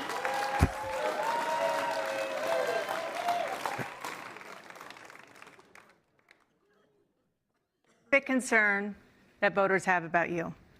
Will you pledge tonight that once all legal challenges have been exhausted, that you will accept the results of this election, regardless of who wins, and you will say right now that political violence in any form is unacceptable? Well, I shouldn't have to say that, but of course I believe that. It's totally unacceptable. And if you would see my statements that I made on Twitter at the time, and also my statement that I made in the Rose Garden, you would say it's one of the strongest statements you've ever seen. In addition to the speech I made in front of, I believe, the largest crowd I've ever spoken to, and I will tell you, nobody ever talks about that. They talk about a relatively small number of people that went to the Capitol, and in many cases were ushered in by the police. And as Nancy Pelosi said, it was her responsibility, not mine. She said that loud and clear. But the answer is, if the election is fair, free, and I want that more than anybody. And I'll tell you something. I wish he was a great president, because I wouldn't be here right now. I'd be at one of my many places enjoying myself. I wouldn't be under indictment because I wouldn't have been his political opponent, because he indicted me because I was his opponent. I wish he was a great president. I would rather have that. I wouldn't be here. I don't mind being here. But the only reason I'm here is he's so bad as a president that I'm going to make America great again. We're going to make America great again. We're a failing nation right now. We're a seriously failing nation. And we're a failing nation because of him. His policies are so bad. His military policies are insane. They're insane. These are wars that will never end with him. He will drive us into World War III, and we're closer to World War III than anybody can imagine. We are very, very close to World War III, and he's driving us there. And Kim Jong-un and President Xi of China, Kim Jong-un of North Korea, all of these, Putin, they don't respect him. They don't fear him. They have nothing going with this gentleman, and he's going to drive us into World War III. You want a World War III, let him follow and win, and let Putin say, do what you want, NATO. Just do what you want. There's a thing called Article 5. An attack on one is an attack on all, and required response. The idea, I can't think of a single major leader in the world who wouldn't trade places with the job I've done and what they've done. because we are a powerful nation. We have wonderful people. It's because of the people, not me. It's because of the American people. They're capable of anything, and they step up when they're needed. And right now, we're needed. We're needed to protect the world because our own safety is at stake. And again, you want to have a war, just let Putin go ahead and take Kyiv, make sure they move on, see what happens in Poland, Hungary, and other places along that border. Then you have a war. President Trump, as I come back to you for a follow-up, the question was, will you accept the results of this election, regardless of who wins? Just to finish what he said, if I might, Russia, they took a lot of land from Bush. They took a lot of land from Obama and Biden. They took no land, nothing from Trump, nothing. He knew not to do it. He's not going to play games with me. He knew that. I got along with him very well, but he knew not to play games. He took nothing from me. But now he's going to take the whole thing from this man right here. That's a war that should have never started. It would have never started ever with me. And he's going to take Ukraine. And, you know, you asked me a question before, would you do this? He's got us in such a bad position right now with Ukraine and Russia, because Ukraine's not winning that war. He said, I will never settle until such time. They're running out of people. They're running out of soldiers. They've lost so many people. It's so sad. They've lost so many people, and they've lost those gorgeous cities with the golden domes that are 1,000 years old, all because of him and stupid decisions. Russia would have never attacked if I were President president. Trump, the question was, will you accept the results of the election, regardless of who wins? Yes or no, please. If it's a fair and legal and good election, absolutely. I would have much rather accepted these, but the fraud and everything else was ridiculous. And if you want, we'll have a news conference on it in a week, or we'll have another one of these in a week. But I will absolutely, there's nothing I'd rather do. It would be much easier for me to do that than I'm running again. I wasn't really going to run until I saw the horrible job he did. He's destroying our country. I would be very happy to be someplace else, in a nice location someplace. And again, no indictments, no political opponent stuff, because it's the only way he thinks he can win. But unfortunately, it's driven up my numbers and driven them up to a very high level because the people understand it. Well, let's see what your numbers are when this election is over. Let's see. You're a whiner. When you lost the first time, you continued, you appealed and appealed to courts all across the country. Not one single court in America said any of your claims had any merit, state or local, none. But you continue to provoke this lie about somehow there's all this misrepresentation, all this stealing. There is no evidence of that at all.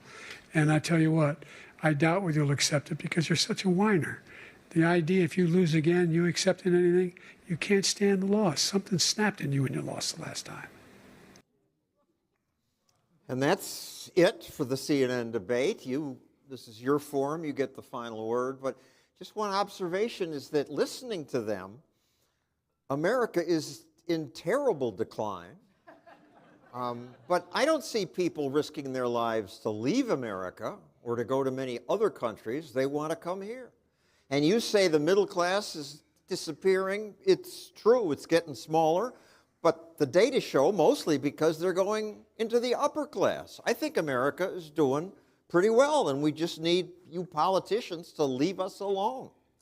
I do want to make an observation about President Trump's final point, which I think is a very, very important point for Americans to understand. We are closer to nuclear war right now than at any time since 1962. This week we did something extraordinary that was hardly covered by the press, which is we fired a missile in coordination with Ukraine into a series of missiles into Crimea with cluster bombs, which every nation in the world except for us and North Korea says is a war crime. We dropped them on a civilian population, people who were sunning themselves on a beach, and we killed a lot of children.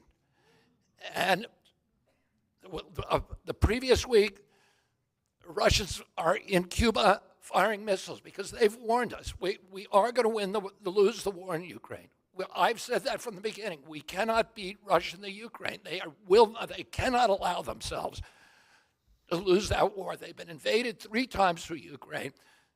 The last time they were invaded, the Russians killed, Hitler killed 1 out of every 7 Russians. They're not going to let us put NATO in Ukraine. They cannot do it. It's absolutely critical for their national security, and we need to recognize that. And we are pushing toward a war with a nuclear power that says they will use nuclear weapon if they're pushed to the edge. They have 2,500 more nuclear weapons than we do. They have better defensive weapons, and we cannot fight a world war anymore. Because of hypersonic missiles, we couldn't get 1 million men across the Atlantic. Even worse, we do not have an industrial base like we did before World War II. We can't create weapons anymore. You create small numbers, but nothing like the Chinese or the Russians. This is something that every American needs to understand how close the incompetence of this administration has brought us to war. Closing shut up, statements now. but let me. We have closing statements from. Can I say a closing You'll get your statement? closing statement right after they get theirs.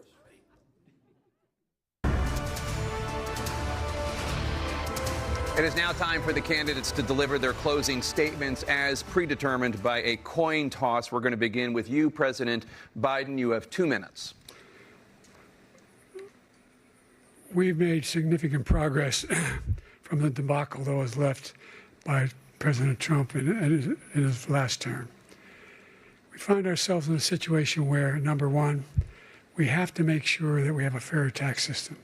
I ask anyone out there in the audience or anyone out watching this debate, do you think the tax system is fair? The fact is that I said nobody even making under $400,000 had a single penny increase in their taxes and will not. And if I'm reelected, that'll be the case again. But this guy has increased your taxes because of the deficit, number one.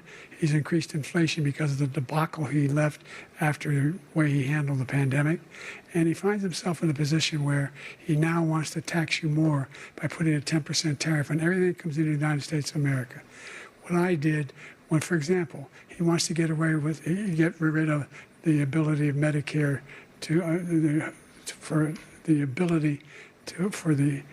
us to be able to negotiate drug prices with the big pharma companies. Well, guess what?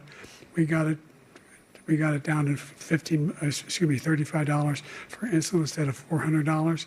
No more than $2,000 for every senior, no matter how much prescription they need. You know what that did? That reduced the federal debt by $160 billion over 10 years because the government doesn't have to pay the exorbitant prices. I'm going to make that available to every senior all along, it's happening now, and everybody in America. He wants to get rid of that. I'm going to make sure that we have child care. We're going to significantly increase the credit people have for child care. I'm going to make sure we do something about what we're doing on lead pipes and all the things that are causing health problems for people across the country. We're going to continue to fight to bring down inflation and give people a break. Thank you, President Biden. President Trump, you now have 2 minutes for your closing statement. Like so many politicians, this man is just a complainer. He said, we want to do this, we want to do that, we want to get rid of this tax, that tax. But he doesn't do anything. All he does is make our country unsafe by allowing millions and millions of people to pour in. Our military doesn't respect him. We look like fools in Afghanistan. We didn't stop Israel. It was such a horrible thing that would have never happened. It should have never happened. Iran was broke. Anybody that did business with Iran, including China, they couldn't do business with the United States. They all passed. Iran was broke. They had no money for Hamas or Hezbollah, for terror, no money whatsoever. Again, Ukraine should have never happened. He talks about all this stuff, but he didn't do it. For 3.5 years, we're living in hell. We have the Palestinians and we have everybody else rioting all over the place. You talk about Charlottesville. This is 100 times Charlottesville, 1,000 times. The whole country is exploding because of you, because they don't respect you, and they have to respect their president, and they don't respect you throughout the world. What we did was incredible. We rebuilt the military. We got the largest tax cut in history, the largest regulation cut in history. The reason he's got jobs is because I cut the regulations that gave jobs, but he's putting a lot of those regulations back on. All of the things that we've done, nobody's never seen anything like. Even from a medical standpoint, right to try, where we can try space-age materials instead of going to Asia or going to Europe and trying to get when you're terminally ill.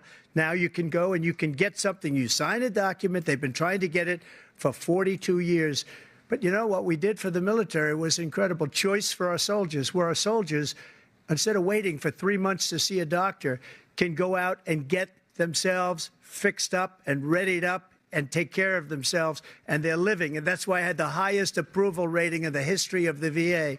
So all of these things, we're in a failing nation, but it's not going to be failing anymore. We're going to make it great again. And he ran out of time. Mr. Kennedy, 2 minutes, closing statement. In 2013, there was a poll taken that asked young people under 35 in this country, are you proud of the United States? 85% said yes. The same poll taken 5 months ago, 18% said yes. So somehow, during the administration of these two presidents, an entire generation of Americans has lost pride in our country and a hope in their own futures. And they feel that way because they see what's happening. They can't get into a home. First generation in history in America that is going to live worse lives than their parents. They see the vitriol that you saw here, the division, the polarization that makes them disgusted with politics. They're seeing the corrupt merger of state and corporate power that has transformed our agencies from the CIA, the health agencies, the environmental agencies, into sock puppets, the industries they're supposed to regulate. They're seeing the destruction of our soils, the destruction of our air and water.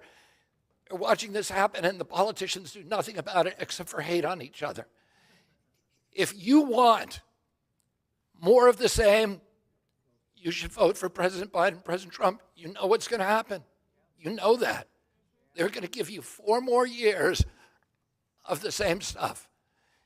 If you want things to completely change, you're going to support me because I'm going to change everything.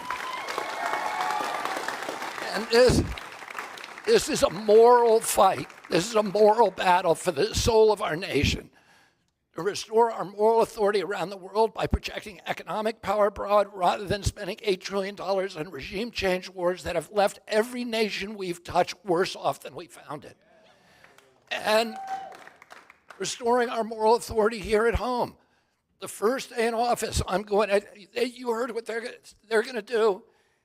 You don't even understand it. Here's what I'm going to do. Day 1 in office, I'm going to issue an executive order saying any federal official who tells a lie to the American public will lose his job. Oh,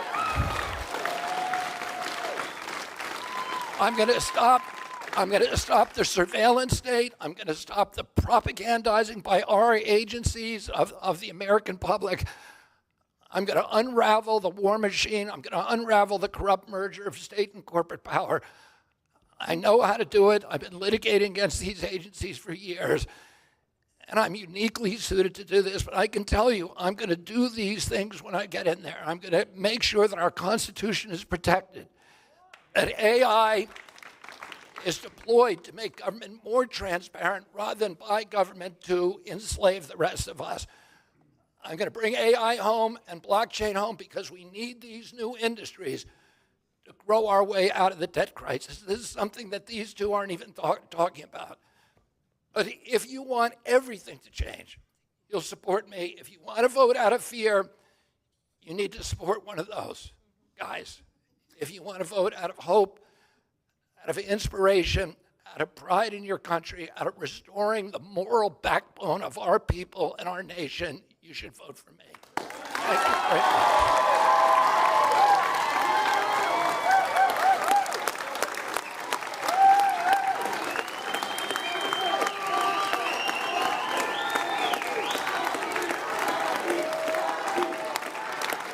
The crowd here obviously is very supportive of this candidate. Thank you for watching this different kind of debate. I don't know what you learned, but To me, the most reliable gauge of who does well on a debate is election betting. And I can report after this debate, Biden is down 13%. Trump, Gavin Newsom, Kamala Harris, and Mr. Kennedy are up. Thank you and good night.